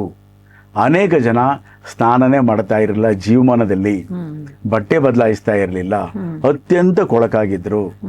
ಯಾವುದನ್ನ ನಾವು ಇನ್ಫ್ಯಾಂಟ್ ಮಾರ್ಟಾಲಿಟಿ ಅಂತ ಹೇಳ್ತೀವೋ, ಮಕ್ಕಳು 40% 50 ಮಕ್ಕಳು ಸಾಯ್ತಾ ಇದ್ರು. ಹಾದಿಗಳಲ್ಲಿ ಆ ಕಡೆ ಈ ಕಡೆ ಮಕ್ಕಳ ಹೆಣಗಳು, ದೊಡ್ಡವ್ರ ಹೆಣಗಳು ಇರ್ತಾ ಇದ್ವು. ಆಮೇಲೆ ಇನ್ನು ಕೆಲವೆಲ್ಲ ವರ್ಣನೆಗಳನ್ನು ಓದೋದಕ್ಕೆ ಆಗೋದಿಲ್ಲ, ಅಷ್ಟು ಭಯಂಕರವಾಗಿದ್ದೆ. ಯಾರಾದರೂ ಕೂಡ ಬಡವರೇನಾರು ಇದ್ದರೆ ಅವ್ರನ್ನ ಆ ಗುಂಡಿಗಳಲ್ಲಿ ಎಸೀತಾ ಇದ್ರು ಹಾಗೆ ಅಂತ ಅವರೇ ದಾಖಲೆ ಮಾಡಿರೋಂಥದ್ದು. ಇದು ಯಾವುದು ಕೂಡ ಕಲ್ಪನೆ ಇಲ್ಲ. ಯಾಕೆ ನಾನು ಮತ್ತೆ ಹೇಳ್ತೀನಿ ಅಂತ ಹೇಳಿದ್ರೆ, 90ಕ್ಕಿಂತ ಹೆಚ್ಚಿನ ಕೃತಿಗಳನ್ನು ಆಧರಿಸಿ ಬರೆದಿರುವಂಥದ್ದು ಇದು. ಪ್ರತಿ ಸಾಲು ಕೂಡ ದಾಖಲೆನೇ ಇದರಲ್ಲಿರುವಂಥದ್ದು. ಆ ಒಂದು ಸ್ಥಿತಿನಲ್ಲಿದ್ದಾಗ ಏನಾಗುತ್ತೆ ಅಂತ ಹೇಳಿದ್ರೆ ಕೆಟ್ಟ ರೋಗಗಳು ಹುಟ್ಟುತ್ತೆ. ಇವತ್ತೇನು ನಾವು ಇಲ್ದಲೇ ಇರ್ಬೋದು, ಇವತ್ತಿಗೆ ಸಿಡುಬು ಪ್ಲೇಗ್ ಇಲ್ದಲೇ ಇರಬಹುದು, ಕಾಲರ ಆಗ್ಬೋದು, ವಿಷಮಶೀತ ಜ್ವರ ಆಗ್ಬೋದು, ಫ್ಲೂ ಆಗ್ಬೋದು. ಈ ಎಲ್ಲ ಕೆಟ್ಟ ಕಾಯಿಲೆಗಳು ಹುಟ್ಟಿದ್ದು ಯುರೋಪಲ್ಲಿ. ಅಲ್ಲಿಂದ ಇಲ್ಲಿಗೆ ಅವ್ರು ಹೇಳ್ತಾರೆ ನಮ್ಮಿಂದಲೇ ಆಸ್ಪತ್ರೆಗಳು ಬಂತು, ನಮ್ಮಿಂದಲೇ ಶಾಲೆಗಳು ಬಂತು ಅಂತ. ಸುಳ್ಳದು. ಅವ್ರು ಹುಟ್ಟಾಕಿದ್ದು ಕಾಯಿಲೆಗಳಿಂದ ಆಸ್ಪತ್ರೆಗಳು ಮಾಡಿದ್ರು ಪಾಪ ಅವರು. ಇದೇ ರೀತಿ ಅಮೆರಿಕಾದಲ್ಲಿ ಯಾರಿದ್ರು, ಭಾರತದಿಂದ ಹೋದವರು ಯಾರು ಅಬೊರಿಜಿನಲ್ಸು, ಯಾರು ಮೂಲ ನಿವಾಸಿಗಳಿದ್ರು, ಅವರೆಲ್ಲರೂ ಕೂಡ ಅತ್ಯಂತ ಆರೋಗ್ಯವಾಗಿದ್ರು. ಯುರೋಪ್ನವ್ರು ಏನು ಮಾಡಿದ್ರು, ಅವರು ಈ ವಿಪರೀತ ಈ ಥರ ರೋಗಗಳಿದ್ದಾಗ ಯಾರು ಸರ್ವೈವ್ ಆಗ್ತಾರೋ ಅವರಿಗೆ ರೋಗ ನಿರೋಧಕ ಶಕ್ತಿನೂ ಇರುತ್ತೆ. ಮತ್ತು ಅದೇ ರೀತಿ ಈ ಯುದ್ಧಗಳನ್ನು ಮಾಡಬೇಕಾದ್ರೆ ಅವ್ರ ಹತ್ರ ಹೆಚ್ಚಿನ ಶಸ್ತ್ರಾಸ್ತ್ರಗಳು, ಅಂದರೆ ಆಧುನಿಕೀಕರಣ ಇದೆ, ಅದು ಜಾಸ್ತಿ ಆಗ್ತಾ ಹೋಗುತ್ತೆ. ನಮ್ಮಲ್ಲಿ ಕೂಡ ಯುದ್ಧಗಳಾಗಿದೆ, ಆಗ್ತಲೇ ಇರುತ್ತೆ. ಆದರೆ ಇಲ್ಲಿನ ಯುದ್ಧಗಳಿಗೆ ಅಲ್ಲಿನ ಯುದ್ಧಗಳಿಗೆ ವ್ಯತ್ಯಾಸ ಇದೆ. ಉತ್ತರ ಅಮೇರಿಕಾ ದಕ್ಷಿಣ ಅಮೇರಿಕಾ ಖಂಡಕ್ಕೆ ಅವ್ರೇನು ಮಾಡಿದ್ರು, ಯುರೋಪ್ನವರು ಹಂಚ್ಕೊಳ್ತಾರೆ. ನೀವು ಪೂರ್ವಕ್ಕೆ ಹೋಗಿ ನಾನು ಪಶ್ಚಿಮಕ್ಕೆ ಹೋಗ್ತೀನಿ ಹಾಗೆ ಅಂತ. ಹಾಗೆ ವಾಸ್ಕೋ ಡ ಗಾಮ ಅವರೆಲ್ಲ ಈ ಕಡೆ ಬಂದರು, ಕೊಲಂಬಸ್ ಎಲ್ಲ ಆ ಕಡೆ ಹೋದರು. ಅಂದ್ರೆ ಆಗಿನ ಕಾಲಕ್ಕೆ ಅವರಲ್ಲಿ ಒಂದು ಒಡಂಬಡಿಕೆ ಮಾಡ್ಕೊಂಡ್ರ, ಅವರು ಅಲ್ಲಿ ಹೋಗೋಣ. ಕಳ್ಳರಲ್ಲಿ ದರೋಡೆಕೋರಲ್ಲಿ ಕೂಡ ಒಂದು ಒಡಂಬಡಿಕೆ ಒಪ್ಪಂದಗಳಿರುತ್ತೆ.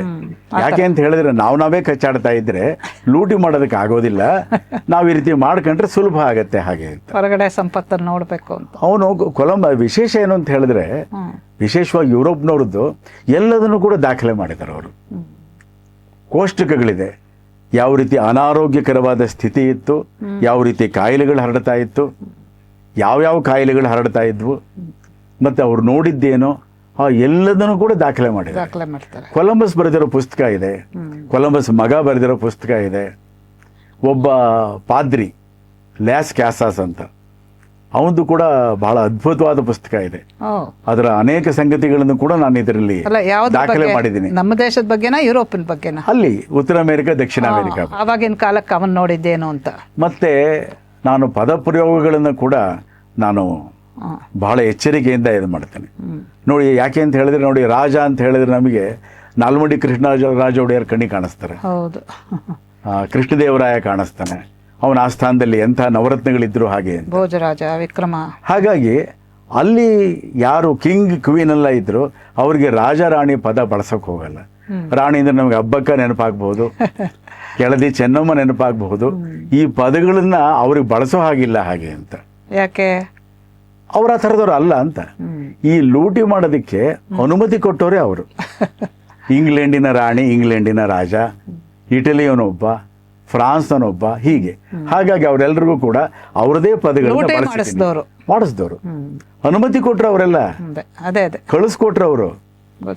ಅವ್ರು ಹೊರಟಿದ್ದು ಲೂಟಿಗೇನೆ. ಏಜೆಂಟ್ಸ್. ಕೊಲಂಬಸ್ ಹೊರಟಿದ್ದೆಲ್ಲಿಗೆ? ಭಾರತವನ್ನು ಹುಡುಕೊಂಡು ಹೊರಟ, ಗೊತ್ತೇ ಇದೆ ನಮಗೆ. ಹಾಗಾಗಿ ಅಲ್ಲಿ ಅವನು ನೋಡಿದ ತಕ್ಷಣ ಅವ್ರನ್ನ ಹೇಳ್ದ ಇಂಡಿಯನ್ಸ್ ಅಂತೆಲ್ಲ ಕರೆದ. ಅಲ್ಲಿ ಒಂದು ಎರಡು ಅಲ್ಲ, ನೂರಾರು ಥರದ ಜನಾಂಗಗಳಿದ್ದು ಆ ಎಲ್ರಿಗೂ ಕೂಡ ಇಂಡಿಯನ್ಸ್ ಅಂತಲೇನೆ. ಎಷ್ಟು ಅಂತ ಹೇಳಿದ್ರೆ ಇವತ್ತಿಗೂ ಕೂಡ ಅಲ್ಲಿ ಇಂಡಿಯನ್ಸ್ ಅಂತಲೇ ಅವ್ರನ್ನ ಉಲ್ಲೇಖ ಮಾಡುವಂಥದ್ದು, ಅಲ್ಲಿರೋ ಮೂಲ ನಿವಾಸಿಗಳನ್ನ. ಈ ರೆಡ್ ಇಂಡಿಯನ್ಸ್ ಅಂತಾರಲ್ಲ, ಅದೇನದು? ಅದೇ ಅದರಲ್ಲಿ ಒಂದು ಭಾಗದ ಜನ ಆ ರೀತಿ ಬಣ್ಣ ಇದ್ರು ಅಂದ್ಬಿಟ್ಟು ರೆಡ್ ಇಂಡಿಯನ್ಸ್ ಅಂತ ಕರೆದ್ರು. ಅದ್ರಲ್ಲಿ ಬೇರೆ ಬೇರೆ ತರ ಎಲ್ಲ ಜನಗಳಿದ್ರು. ಅವರು ಬಹುಪಾಲ ಅಲ್ಲ, ಅದು ಬಣ್ಣವನ್ನ ಆಧರಿಸಿದ್ದ ಅಥವಾ ಬೇರೆ ಇನ್ನೇನ? ಬಣ್ಣ ಅಷ್ಟೇನೆ. ಆ ರೀತಿ ಕರೆದ್ರು. ಬಹುಪಾಲು ಅವ್ರು ಕರೆಯುವಂಥದ್ದು ಇಂಡಿಯನ್ಸ್ ಅಂತಲೇನೆ. ಮತ್ತು ಅವರೆಲ್ಲರೂ ಕೂಡ ಭಾರತೀಯ ಸಂಸ್ಕೃತಿಯ ಪ್ರತೀಕವಾಗಿ ಇದ್ರು. ಅವರ ಆರ್ಥಿಕ ವ್ಯವಸ್ಥೆ, ಕೃಷಿ ಎಲ್ಲದೂ ಕೂಡ ಭಾರತದ್ದು. ಇಲ್ಲಿಂದ ಏನ್ ತಗೊಂಡು ಹೋಗಿದ್ರು ಅದನ್ನೇ ಮುಂದುವರಿಸ್ತಾ ಇದ್ರು ಅಂತ ನೀವು ಹೇಳೋದು? ಅವ್ರ ಜೀನ್ಸಲ್ಲೇ ಇತ್ತದು. ಆ ಕೊಲಂಬಸ್ ಹೋದಾಗ ಅವನು ಬರೆದಿದ್ದಾನೆ, 1492 ನವೆಂಬರಲ್ಲಿ ಹೋದೆ ಹಾಗೆ ಅಂತ. ನದಿ ತೀರಗಳಲ್ಲಿ ಚಿನ್ನ ನೋಡಿದೆ, ಅದ್ಭುತವಾದ ಹಣ್ಣಿನ ತೋಟಗಳನ್ನ ನೋಡಿದೆ, ಜನಗಳನ್ನ ನೋಡಿದೆ. ಜನಗಳು ಬಟ್ಟೆ ಹಾಕಿರಲಿಲ್ಲ, ಆದರೆ ಬಹಳ ಆರೋಗ್ಯವಾಗಿದ್ರು. ನಾವು ಯಾರು ಏನು ಕೇಳಿದ್ರು ಕೊಡ್ತಾ ಇದ್ರು. ಇದನ್ನು ಗಮನಿಸಿ. ಒಟ್ಟು ಹಣ್ಣುಗಳು, ಕೃಷಿ, ಮನೆಗಳು ಎಲ್ಲದೂ ಕೂಡ ಬಹಳ ಅದ್ಭುತವಾಗಿತ್ತು ಹಾಗೆ. ಮತ್ತು ಕೆಲವು ಕಡೆ ಬಿಸಿಲು ಜಾಸ್ತಿ, ಕೆಲವು ಕಡೆ ಮಳೆ ಜಾಸ್ತಿ, ಎಲ್ಲದಕ್ಕೂ ಕೂಡ ಅದಕ್ಕೆ ಅನುಕೂಲ ಆಗೋ ಥರನೇ ಇದು ಮಾಡಿದ್ರು ಹಾಗೆ ಅಂತ. ಇವತ್ತು ಕೂಡ ಪೆರು ಮತ್ತು ಬೇರೆ ಬೇರೆ ಕಡೆ ಮೆಕ್ಸಿಕೋಲೆಲ್ಲ ಕೆಲವು ಅವಶೇಷಗಳಿದೆ, ಬಹಳ ಅದ್ಭುತವಾಗಿದೆ.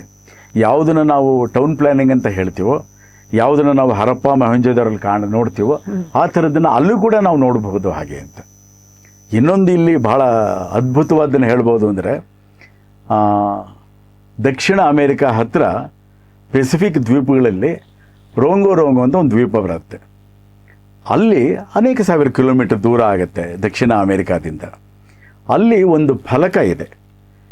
ಇವರೇನು ಯುರೋಪ್ನವರಲ್ಲಿ ನಾಶ ಮಾಡಿದ್ರು, ಆದರೂ ಕೂಡ ಒಂದು ಫಲಕ ಉಳ್ಕೊಂಡಿದೆ. ಅದು ರೋಂಗೋ ಮತ್ತು ಮೊಹೆಂಜೊದಾರೋ ಎರಡೂ ಕಡೆ ಇರೋವಂಥದ್ದು. ಇವತ್ತು ಅದರ ಚಿತ್ರ ಕೂಡ ಹಾಕಿದ್ದೀನಿ. ನಂದು 2 ವರ್ಷಗಳ ಹಿಂದೆ ಪ್ರಕಟ ಆಯ್ತಲ್ಲ, ನಿಜ ಇತಿಹಾಸದೊಂದಿಗೆ ಮುಖಾಮುಖಿ, ಅದರಲ್ಲಿ ಆ ಚಿತ್ರ ಕೂಡ ಹಾಕಿದ್ದೀನಿ. ಅದು ಅಂತರ್ಜಾಲದಲ್ಲಿ ಸಿಕ್ಕುತ್ತೆ. ಮೊಹೆಂಜೊದಾರೋದಲ್ಲಿ ಏನೊಂದು ಚಿತ್ರ ಇದೆ ಆ ಫಲಕದ್ದು, ರೋಂಗೋದಲ್ಲಿ ಆ ದ್ವೀಪದಲ್ಲಿ ಏನು ಸಿಕ್ಕಿದೆ, ಅದು ಎರಡು ಒಂದೇ ಥರ ಇದೆ. ಇದು ಕಾಕತಾಳೀಯನ ಚಾನ್ಸೇ ಇಲ್ಲ. ಅದರ ಅರ್ಥ ಏನು ಅಂತ ಹೇಳಿದ್ರೆ, ಇಲ್ಲಿನ ಜನ ಅಲ್ಲಿಗೆ ಹೋದ್ರು ಅನ್ನೋದಕ್ಕೆ ಬಹಳ ಒಳ್ಳೆ ಸಾಕ್ಷ್ಯಾಧಾರ ಇದು ಹಾಗೆ. ಮೈ ಬಣ್ಣದಲ್ಲಿ, ಅವರ ಸಂಸ್ಕೃತಿನಲ್ಲಿ, ಅವರ ಆರ್ಥಿಕ ವ್ಯವಸ್ಥೆನಲ್ಲಿ, ಎಲ್ಲದರಲ್ಲೂ ಕೂಡ ಅವರು ಭಾರತೀಯರು ಅನ್ನುವಂಥದ್ದು ಬಹಳ ವಿಶೇಷ. ಆಯ್ತು, ಈಗ ನೀವು ತುಂಬಾ ವಿಸ್ತಾರವಾಗಿ ಇಲ್ಲಿಂದ ಅಲ್ಲಿಗೆ ಹೇಗೆ ಹೋದ್ರು, ಏನ್ ಮಾಡಿದ್ರು ಅವರು ಅನ್ನೋದನ್ನ ತಿಳಿಸಿದ್ರಿ. ಈಗ ಈ ಹತ್ಯಾಕಾಂಡ ಯಾಕಾಯ್ತು ಅದನ್ನ ಹೇಳಿ. ಅದನ್ನ ಹೇಳ್ತೀನಿ. ಇವರೇನು ಮಾಡಿದ್ರು, ಹುಡುಕೊಂಡು ಹೋಗಿದ್ದೆ ಯಾತಕ್ಕೆ ಅಂತ ಹೇಳಿದ್ರೆ, ಭಾರತವನ್ನ ಲೂಟಿ ಮಾಡೋದಕ್ಕೋಸ್ಕರ ಹೋದ್ರು, ಚಿನ್ನವನ್ನ ಲೂಟಿ ಮಾಡೋದಕ್ಕೋಸ್ಕರ ಹೋದ್ರು. ಹಾಗಾಗಿ ಅದ್ರ ಜೊತೆನಲ್ಲೇ ಇವರು ಮತಾಂತರದ ಉದ್ದೇಶಕ್ಕೆ ಕೂಡ ಹೋದ್ರು. ಇವರು ಅಂದ್ರೆ ಯಾರು? ಯುರೋಪಿನ ಮೂಲದವರು. ಮೊದಲು ಹೋಗಿದ್ದು ಕೊಲಂಬಸ್. ಆಮೇಲೆ ಅವನು ಯಾವ ದೇಶದವನು? ಅವನು ಮೂಲತಃ ಇಟಲಿ. ಇಟಲಿ. ಆದರೆ ಅವನಿಗೆ ಈ ದೇಶಗಳ ಒಂದು ಸಪೋರ್ಟ್ ಎಲ್ಲ ಸಿಕ್ತ ಅವನಿಗೆ. ಅದೇ ರೀತಿ ಎಲ್ಲ ಅಂದರೆ ಫ್ರಾನ್ಸ್, ಜರ್ಮನಿ, ಇಂಗ್ಲೆಂಡ್ ಎಲ್ಲ ದೇಶದವರು ಹೋದ್ರಲ್ಲಿ. ಮೊದಲು ಹೋಗಿದ್ದು ಸ್ಪೇನ್ನವರು. ಅವನು ಕೂಡ ಸ್ಪೇನ್ ದೇಶದ ಒಂದು ಎಕ್ಸ್ಪೆಡಿಷನ್ನೇ ತಗೊಂಡು ಹೋಗಿದ್ದ ಅವನು. ನಂತರ ಪೋರ್ಚುಗೀಸರು ಹೋದರು. ಈ ರೀತಿ ಹತ್ಯಾಕಾಂಡ ಮಾಡಿದವರಲ್ಲಿ ಪೋರ್ಚುಗೀಸರದು ಮತ್ತು ಸ್ಪೇನ್ನವ್ರದ್ದು ಬಹಳ ದೊಡ್ಡ ಪಾತ್ರ. ಎಷ್ಟು ಹತ್ಯಾಕಾಂಡ ಮಾಡಿದ್ರು ಅಂತ ಹೇಳಿದ್ರೆ ಅದನ್ನು ಹೇಳೋದಕ್ಕೆ ಸಾಧ್ಯ ಇಲ್ಲ.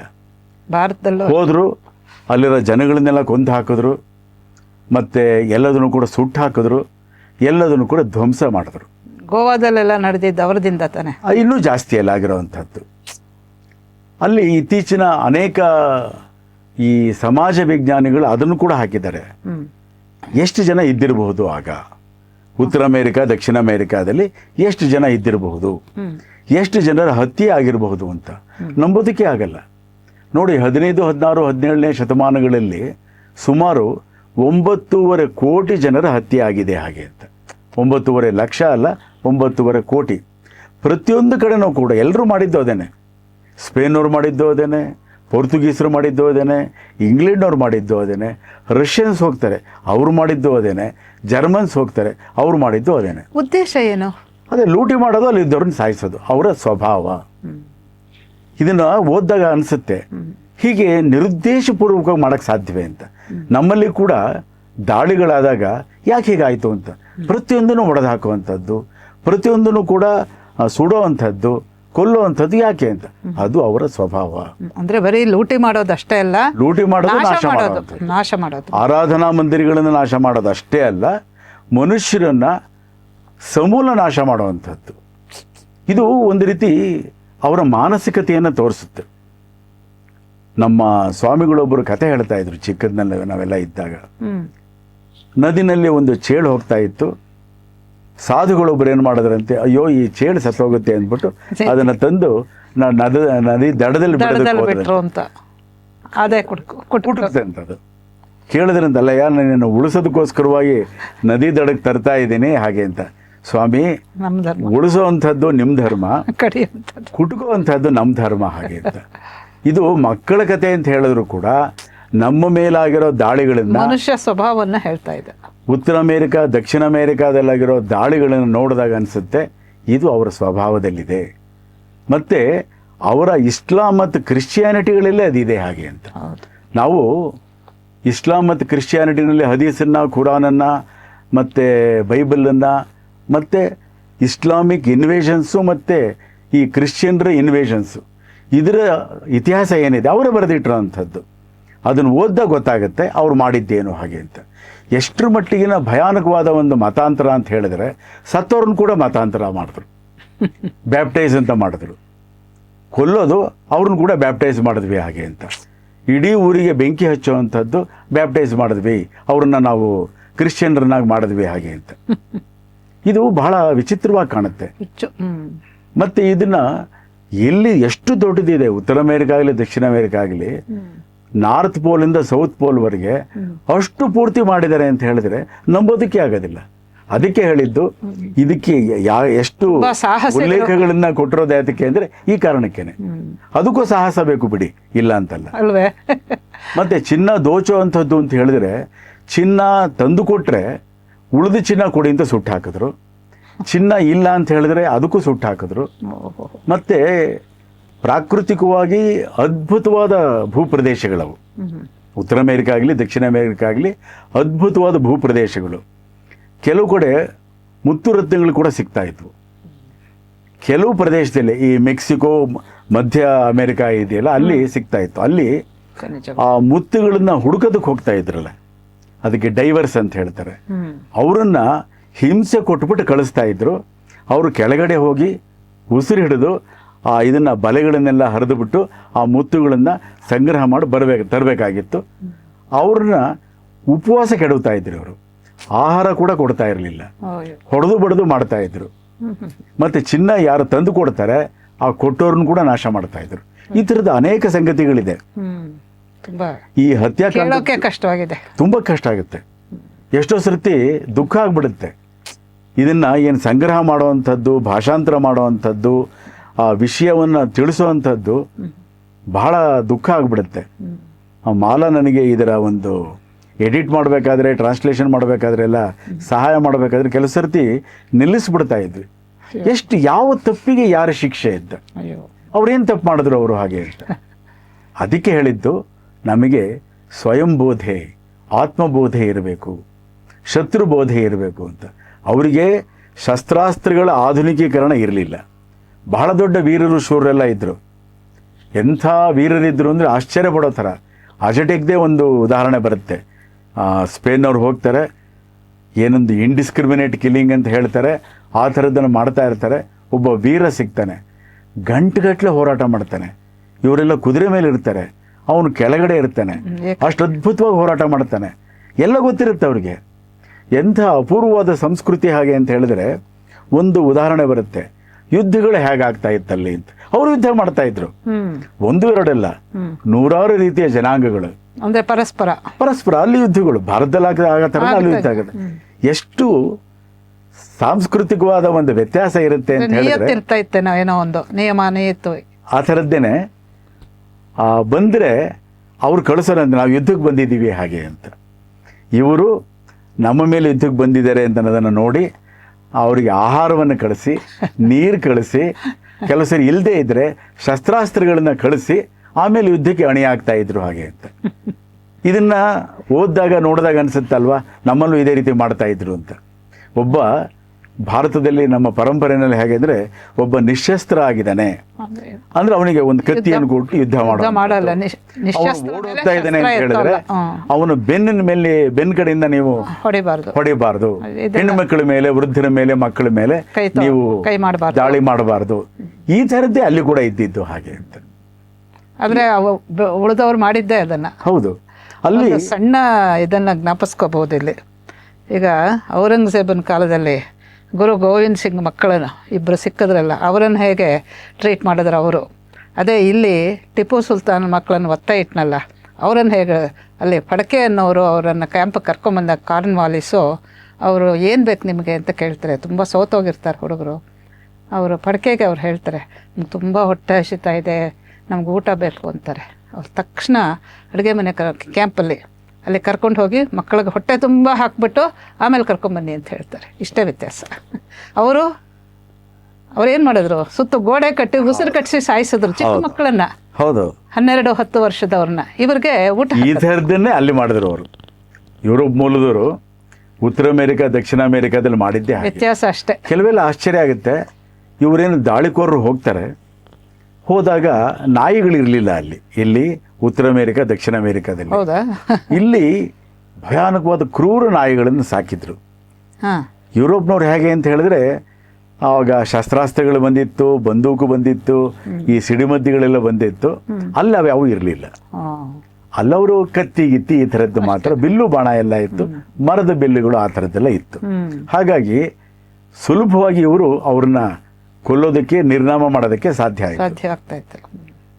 ಇವರು ಔತಣಕೂಟವನ್ನು ಮಾಡಿದ್ರು. ಪ್ರತಿಯೊಂದು ಊರಲ್ಲಿ ಕೂಡ ಮೂಲ ನಿವಾಸಿಗಳು ಅವ್ರ ಮೇಲೆ ದಾಳಿ ಮಾಡೋದಕ್ಕೆ ಮಾಹಿತಿ ಸಿಕ್ಕ ತಕ್ಷಣ ನೀವೇ ಯೋಚನೆ ಮಾಡಿ, ಒಂದು ಔತಣಕೂಟವನ್ನು ಅವರು ವ್ಯವಸ್ಥೆ ಮಾಡ್ತಾರೆ ಅಂತ ಹೇಳಿದ್ರೆ ಯಾರಿಗೆ? ಅವರವ್ರಗ ಅಥವಾ ಬಂದವ್ರಿಗೆ?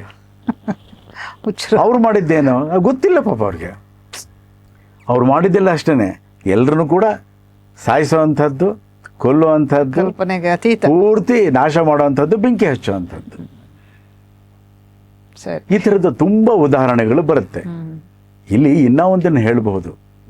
ಈ ರೋಗಗಳೇನಿತ್ತು, ಅವರು ಅತ್ಯಂತ ಆರೋಗ್ಯಕರವಾದ ಇದರಲ್ಲೇ 16,000 ವರ್ಷಗಳ ಕಾಲ ಕಳೆದಿದ್ದರಿಂದ ಅವರಿಗೆ ರೋಗ ನಿರೋಧಕ ಶಕ್ತಿ ಇರಲಿಲ್ಲ. ಯಾರಿಗೆ? ಮೂಲ ನಿವಾಸಿಗಳಿಗೆ. ಇಡೀ ಉತ್ತರ ಅಮೆರಿಕ, ದಕ್ಷಿಣ ಅಮೆರಿಕ ರೋಗಗಳು ಬಂದ ತಕ್ಷಣ ಸಿಡುಬು ಮತ್ತೆ ಕಾಲರಾ, ಪ್ಲೇಗು ಎಲ್ಲದೂ ಕೂಡ ಇಲ್ಲಿಂದ ಏನು ಇವರು ತಗೊಂಡು ಹೋದ್ರು, ಆ ರೋಗಗಳಿಂದ ಇವರು ಕೊಂದಿದ್ದಕ್ಕಿಂತ ಜಾಸ್ತಿ ಜನ ಸತ್ತು ಹೋದ್ರಲ್ಲಿ. ಮತ್ತೆ ಆ ರೋಗಗಳು ಅವರಿಗೆ ಭಯ ಹುಟ್ಟಿಸ್ತಾ ಇತ್ತು. ಒಂದ್ ಕಡೆ ದಾಖಲಾಗಿದೆ, ಏನು ಈ ಸಿಡುಬು ರೋಗ ಇದೆ, ಇದು ಅವರಿಗೆ ಕಲ್ಪಿಸ್ಕೊಳಕ್ಕಾಗ್ತಾ ಇರಲಿಲ್ಲ. ಏಕೆಂದ್ರೆ ಮೈಯಲ್ಲೆಲ್ಲ ಗುಳ್ಳೆಗಳಾಗತ್ತೆ, ತೂತುಗಳಾಗತ್ತೆ, ಮುಖದಲ್ಲಿ ತೂತುಗಳಾಗತ್ತೆ. ಇತ್ತೀಚಿನ ಜನಾಂಗ ಸಿಡುಬು ಹೇಗಿತ್ತು ಗೊತ್ತೇ ಇಲ್ಲ. ಕನಿಷ್ಠ ನಾವೆಲ್ಲ ನೋಡಿದ್ವಿ ಕೆಲವು ರೋಗಿಗಳನ್ನ.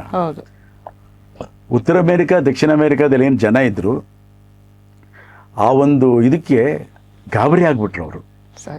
ಆಮೇಲೆ ಮೈಯೆಲ್ಲ ಹುಣ್ಣುಗಳಾಗಿ ಸೋರುವಂಥದ್ದು. ಅವರೆಲ್ಲ ಬಹಳ ಸರಳವಾದ ಜೀವನ ಅವರದ್ದು. ಅವರು ಚಾಪಿಗಳ ಮೇಲೆ ಮಲಗ್ತಾ ಇದ್ರು, ಮೇಲಕ್ಕೆ ಏಳೋದಕ್ಕೆ ಹೋದ್ರೆ ಆ ಹುಣ್ಣುಗಳೆಲ್ಲ ಒಡೆದ್ಬಿಟ್ಟು ಅಂಟುಕೊಳ್ತಾ ಇತ್ತು ಹಾಗೆ.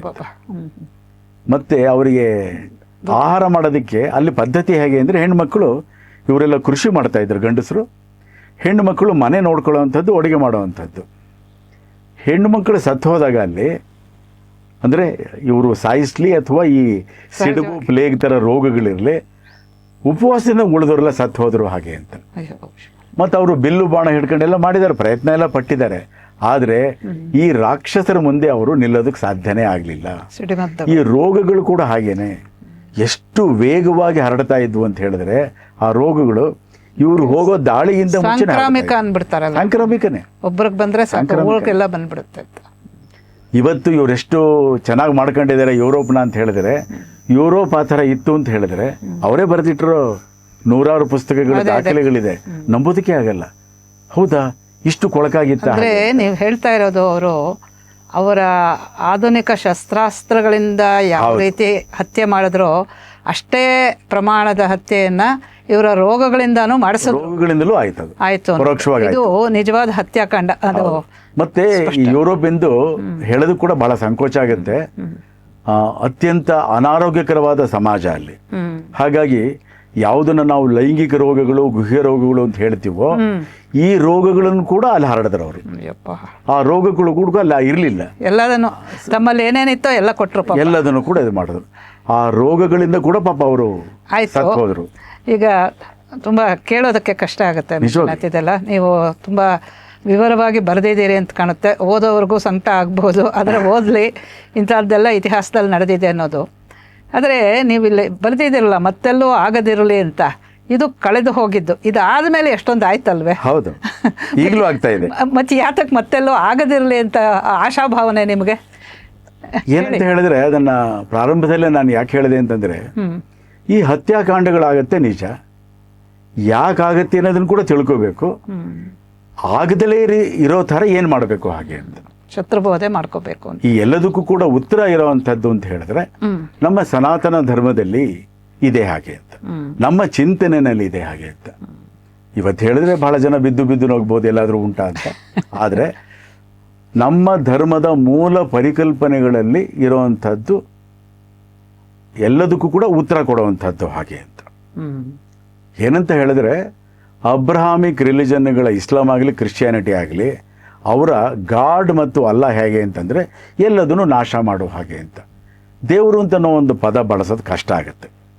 ದೇವರ ಪರಿಕಲ್ಪನೆ ಬೇರೆ, ಧರ್ಮದ ಪರಿಕಲ್ಪನೆ ಬೇರೆ, ಅವರ ರಿಲಿಜನ್, ಅವರ ಗಾಡ್, ಅವರ ಅಲ್ಲ ಪರಿಕಲ್ಪನೆ ಬೇರೆ. ಯಾರು ಇಸ್ಲಾಮಿಗೆ ಪರಿವರ್ತಿತರಾಗೋದಿಲ್ಲ, ಯಾರು ಕ್ರಿಶ್ಚಿಯಾನಿಟಿಗೆ ಅವರು ಮತಾಂತರ ಆಗೋದಿಲ್ಲ, ಅವರು ಭಯಾನಕವಾದ ನರಕಕ್ಕೆ ಹೋಗ್ತಾರೆ. ಈ ಥರದ್ದು ಇರುವಂಥದ್ದು. ಮತ್ತು ಯಾರು ಕಾಫಿರ ಇದ್ದಾನೆ ಅವನನ್ನು ಕೊಂದು ಹಾಕಬೇಕು, ಯಾರು ಕ್ರೈಸ್ತ ಆಗಿ ಅವನು ಮತಾಂತರ ಆಗಿಲ್ಲ ಅವನನ್ನು ಕೊಂದು ಹಾಕಬೇಕು. ಇದು ಇರುವಂಥದ್ದು ಅವರ ರಿಲಿಜನ್ನಿನ ಒಂದು ತತ್ವಗಳಲ್ಲಿ ಇರುವಂಥದ್ದು, ಅವರ ಸಿದ್ಧಾಂತದಲ್ಲೇ ಇರುವಂಥದ್ದು. ಅದಕ್ಕೆ ಉತ್ತರ ಏನೋ ಹಾಗೆ ಅಂತ. ಇದೆಲ್ಲ ಏನಾಯಿತು ಅಂತ ಹೇಳಿದ್ರೆ ಉತ್ತರ ಅಮೇರಿಕಾ ದಕ್ಷಿಣ ಅಮೇರಿಕಾ ಜೊತೆಯಲ್ಲಿ ಯುರೋಪ್ನಲ್ಲಿ ಕೂಡ ಈ ಒಂದು ತೊಂದರೆ ಆಯಿತು. ಎಷ್ಟು ಕಡೆ ಈ ರೀತಿ ಒಂದು ಭಯಾನಕವಾದ ಹತ್ಯಾಕಾಂಡ ನಡೀತು ಅಂತ ಹೇಳಿದ್ರೆ ಸ್ಪೇನ್ ದೇಶಕ್ಕಿಂತ ದೊಡ್ಡ ಪ್ರದೇಶಗಳಿದ್ವಲ್ಲಿ, ಹಿಸ್ಪಾನಿಯೋಲಾ, ಮೆಕ್ಸಿಕೋ, ಈ ಥರದ ಅನೇಕ ಕಡೆ, ಎಲ್ಲ ಕಡೆ ಹಾಗೆ ಆಗಿದ್ದ ಹಾಗೇನೆ. ಚೊಲೋಲ ಅಂತ ಒಂದು ಪಟ್ಟಣ, ಈ ಥರದ ಎಲ್ಲ ಪಟ್ಟಣಗಳ ಒಂದು ವಿವರಗಳು ಕೂಡ ಇದೆ ಇದರಲ್ಲಿ, ಪ್ರಾಂತ್ಯಗಳ ವಿವರಗಳು ಕೂಡ ಇದೆ. ಮತ್ತು ಅಲ್ಲೆಲ್ಲ ಕೃಷಿ ಹೇಗಿತ್ತು, ಜನ ಹೇಗಿದ್ರು, ಯಾವ ರೀತಿ ಅವರ ನಿರ್ನಾಮ ಆಯಿತು, ಅದು ಕೂಡ ಸಂಗತಿಗಳಿದೆ. ಇವರೇನು ಮಾಡಿದ್ರು, ಈ ಯುರೋಪ್ ಮೂಲದವರು ಏನು ಹೋದರು, ಅವ್ರ ಹತ್ರ ಬೇಟೆ ನಾಯಿಗಳಿತ್ತಲ್ಲ, ಆ ನಾಯಿಗಳಿಂದ ಅಲ್ಲಿ ಮಕ್ಕಳನ್ನು ಕೂಡ ತಿನ್ನಿಸ್ತಾ ಇದ್ರು. ಅವರು ಮಕ್ಕಳನ್ನು ಕೊಂದುಬಿಟ್ಟು ಅದಕ್ಕೆ ಹಾಕ್ತಾ ಇದ್ರು. ಹಾಲು ಕುಡಿಯೋ ಮಕ್ಕಳಿದ್ರೆ ಆ ಮಕ್ಕಳನ್ನ ತಾಯಿಯಿಂದ ಕಿತ್ತುಬಿಟ್ಟು ಆ ನಾಯಿಗಳಿಗೆ ಆಹಾರ ಕೊಡ್ತಾ ಇದ್ರು. ಇಷ್ಟು ಕ್ರೌರ್ಯ ಅದು. ಮತ್ತೆ ಎಲ್ಲ ಕಡೆ ಸುಟ್ಟು ಹಾಕುವಂಥದ್ದೇನೆ, ಎಲ್ಲರನ್ನು ಕೊಲ್ಲುವಂಥದ್ದು, ಸುಟ್ಟು ಹಾಕುವಂಥದ್ದು. ಮತ್ತೆ ಈ ಗುಲಾಮರ ಒಂದು ಪಡೆ ಮಾಡ್ಕೊಂಡ್ರು ಅವರು. ಇಲ್ಲಿ ಯಾರ್ಯಾರ ಸೆರೆ ಸಿಗ್ತಾರೋ ಅವರೆಲ್ಲರನ್ನು ಕೂಡ ಗುಲಾಮರನ್ನಾಗಿ ಮಾರುವಂಥದ್ದು. ಅದು ಕೂಡ ಬಹಳ ದೊಡ್ಡ ಮಾರ್ಕೆಟ್ ಇತ್ತು. ಆ ಮಾರ್ಕೆಟಿಗೆ ಭಾರತದಲ್ಲೂ ಹಾಗೆ ಮಾಡಿದ್ರು. ಹೌದೌದು, ಲಕ್ಷಾಂತರ ಜನ ಅದಕ್ಕೆ ಸಾಗಿಸಿದ್ರು. ಅವ್ರು ಯಾರಿಗೂ ಕೂಡ ಆಹಾರ ಕೂಡ ಸರಿಯಾಗಿ ಕೊಡ್ತಾ ಇರಲಿಲ್ಲ. ಎಷ್ಟು ಅಂತ ಹೇಳಿದ್ರೆ ಒಂದು 10-20 ಸಾವಿರ ಜನ ಗುಲಾಮರನ್ನ ಆ ಹಡಗುಗಳ ಕಡೆ ಕರ್ಕೊಂಡು ಹೋದರೆ ದಾರಿನಲ್ಲೇ ಅರ್ಧ ಮುಕ್ಕಾಲ್ವಾಸಿ ಜನ ಸತ್ತು ಹೋಗ್ಬಿಡೋರು. ಆಹಾರನೇ ಕೊಡ್ತಾ ಇರಲಿಲ್ಲ. ಮತ್ತು ಎಲ್ಲ ಹೊರಬೇಕಾಗಿತ್ತು, ಅವರು ಲಂಗರುಗಳಿಂದ ಹಿಡಿದು ಎಲ್ಲದನ್ನು ಕೂಡ ಅವರು ಹೊರಬೇಕಾಗಿತ್ತು. ಈ ಥರದ್ದು ಬಹಳ ವಿಚಿತ್ರ. ಮತ್ತು ಅವರೆಲ್ಲರೂ ಕೂಡ ಅಲ್ಲಿದ್ದ ಮೂಲ ನಿವಾಸಿಗಳು ಹೋಮ್ಲಿ ಅನ್ನೋ ಥರ, ಅವರು ತಮ್ಮ ಪ್ರದೇಶಕ್ಕೆ ಒಂದು ರೀತಿ ಪ್ರೀತಿ ಇಟ್ಕೊಂಡ್ರು ಅಂಥವ್ರು. ಎಲ್ಲರೂ ಕೂಡ ಕುಟುಂಬ ಜೀವಿಗಳು. ಅವ್ರನ್ನ ಬೇರೆ ಮಾಡಿದ ತಕ್ಷಣ ಸತ್ತು ಹೋಗ್ಬಿಡೋರು. ಮತ್ತು ಇವರೆಷ್ಟು ಅಂತ ಹೇಳಿದ್ರೆ ಇವರೆಷ್ಟು ಕ್ರೂರ ವ್ಯಕ್ತಿಗಳು ಹಾಗೆ ಅಂತಂದರೆ, ಅಲ್ಲಿಂದ ಕೆಲವ್ರನ್ನ ಹಿಡಿದು ತಮ್ಮ ದೇಶಗಳಿಗೆ, ಇಂಗ್ಲೆಂಡಿಗೆ ಮತ್ತು ಸ್ಪೇನ್ಗೆ ಎಲ್ಲ ತಂದ್ಬಿಟ್ಟು ಅವರ ಕಿಂಗ್ ಮತ್ತು ಕ್ವೀನ್ಗೆ ತೋರಿಸೋ ಥರ, ಯಾವುದೋ ಒಂದು ಪ್ರಾಣಿ ಹಿಡ್ಕೊಂಡು ಬಂದಿದ್ದೀವಿ ಅನ್ನೋ ಥರ ಈ ಥರದ ಪ್ರಯತ್ನಗಳನ್ನು ಕೂಡ ಮಾಡಿದ್ರು.